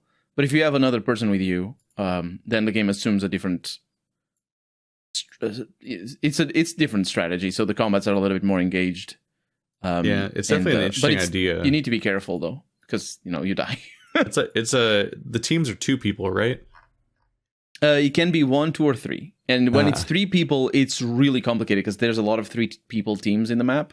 I mean, there's like 3 people teams in the map. Yeah. So whenever you're under fire, you're going to be under fire by 3 people, or 2 at most, at least. Yeah. So, for those that don't know, Hunt Showdown is this interesting competitive first-person PvP game where like you all are dropped into like this map that's like in the bayou or whatever. Like it's like swampy, foresty, crowded, complicated environment. Mm-hmm. And somewhere on that map is like basically like a monster from The Witcher or something, like one of the creepy swampy ones. Like this, everywhere on the map is many monsters, but there's a specific like boss monster somewhere, and you're all competing to kill it first, essentially, but then also competing to like get out alive once you get the kill, because all of the other people are trying to kill you either on the way in or the way out, while trying to claim the trophy for themselves. Also, so monsters. Yeah, so it's like part fight the big monster and part like competitive, like Ghost Recon, where there's like these squads trying to take each other out in stealth, and so it's like, I think it's yeah, go ahead. Sorry. It's just like every element of it is like you trying not to have any tell that shows where you are or what your whereabouts are and what you're up to. That would let the enemies find you first. And so it's all or potentially laying bait and causing traps and so on. But like you're trying to outwit human enemies that are after you. It's like such a cool idea, but also could be so miserable potentially. It can be very miserable, but mostly because it's a very solitary game. If you play by yourself, like it's stealth. You're in for like half an hour of being quiet. Yeah. And then when you see them, you need to prepare the ambush. If they're alone, then you can just wait for them to be stopped and you headshot them. It's one of those things I've wanted to like get a group together. Yeah, I really like. Excuse me. I have very good memories. There's some 2 or 3 people can have. There's such interesting challenges that are because the thing is like if you play Counter-Strike sorry, Bumpy McSquigums has 400 hours in this game. Yeah, he plays that a lot. He's the one that introduced it to me. The thing is like when you play Counter-Strike, you have 5 against 5 or whatever, and the battles are always like this map and then these areas, and it's all very predetermined. In this game, it's also because the map is so big and you have such a diversity of tools available to you, and you have enemies on top of just having your opponents, that there's some situations that are everything is very dynamic. You know what I mean? It's completely unpredictable. Like there was this one situation where we were defending. We had killed an enemy and we had killed a boss, and we were defending the drop, and we didn't pick up the drop. So what happens when a boss dies is you get like these little things that everybody can see on the map. So the moment you do it, everybody can see where you are through some thunder that comes down on you. So we didn't pick that up, and we knew there were 2 teams closing in on us. And for a long time, we were just taking shots at them because they were coming. And I was using like these little decoys to pretend that I was elsewhere on the map. I was throwing them like 20 meters across, and the enemies, the other players were just like obviously disoriented from that. They thought I was there, and then when you're playing with other people, you die, but your companions can bring you back up to 3 times usually. And so there's there's a lot of back and forth. Yeah. And the thing is, if you're down and if your body's on fire, then that's bad because that's really bad. Shit's on fire. So there's a lot because you may be dead for good. But yeah, there's all these dynamics. It's a really interesting game, but it can be frustrating, obviously, depending on what you like to play. We should do it sometime if you are up for it. Yeah. Might have to be like after the Among Us group stuff dies down or something, or who knows when we've like fit into the schedule somewhere. But it looks like you and Bumpy already have it. Effie already has it. It's usually pretty easy to get Andrew to get something if it's going to be like a thing. So we'll probably have like a group for it potentially. So don't forget that you can't play like it's 3 maximum. So like you can choose to play against. Yeah, who you play against. Potentially be like a rotating cast depending on who's around. But no, we could always use other options. It's just there needs to be the interest. Mm-hmm. That's the thing in the multiplayer group is part of why we default back to, for a long time, we always would default back to Overwatch, was just because there just was not like enough collective interest in like particularly playing other games within the group. And I was like, I don't know, we'll play the game everyone owns, I guess. Yeah. Because part of me also was like, hey, let's finish up the Halo 4 campaign, but then also play more Halo multiplayer. Because we haven't quite done enough of that. And like I only have one episode of Halo Forge where you play the custom stuff, so it'd be nice to do more of that. But also like every now and then you want to do more Jackbox, but also like, hey, when are we going to do our next Pummel Party or Root? It's a lot to juggle. Trying to decide how often stuff should stay in rotation. If you want to just base it on Bird, I mean, we're still doing a podcast, but if you want to base it on Bird to when we do Root, just I think for me it's okay. I don't know about Andrew, obviously, or you, but still. Yeah. Because I think Bird is the one that has the most difficulty finding time. Oh, yeah. Being Mr. Hotshot from big companies. Yep, just got to make our calls about what to play at any given time. And also, like when other people show up, I don't want to exclude them, but every additional person that shows up restricts what we can do after a certain point, both because of player counts and also just people only own certain games, and only some people within the group can just like buy games on a whim to do stuff. So it's just there's all these different things going on. Yeah. Yup. Things get complicated fast. Very. Always. Consistently. Forever. Yep. Forever. That's true. Well, that was more or less the answer to that question. We did it. Yeah, we did it in under 30 minutes. Look at us. And it's like exactly like 3 hours in. I'm hungry. I'm hungry. So am I. Everybody I just got here. We should wrap this up. Oh, you order food here? Yeah. That was what just arrived. Was? Yep. That's why you were aiming for 3 hours. It's exactly. Like, I have leftovers from yesterday. I can be eating in like 2 minutes. See? I just realized, like, because I ordered from this pot sticker place. I had like a combination plate and pot stickers, but then the pot stickers alone were like enough that I was like, I think I'm done.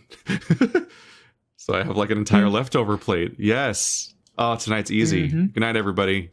Send your questions into dialoguechoicespodcast@gmail.com, spelled the same way as the title of the podcast, and maybe we'll answer it late. We'll definitely answer it. I keep meaning to have like burst episodes where we get to the questions, but oftentimes like the opening topic just quickly snowballs until it's like, oh god, it's so late. Is there really time for a question? Yeah, we need to just commit to do one per episode. At least we're not going to be falling back. All right. See you guys next time. All right. Goodbye. Bye-bye.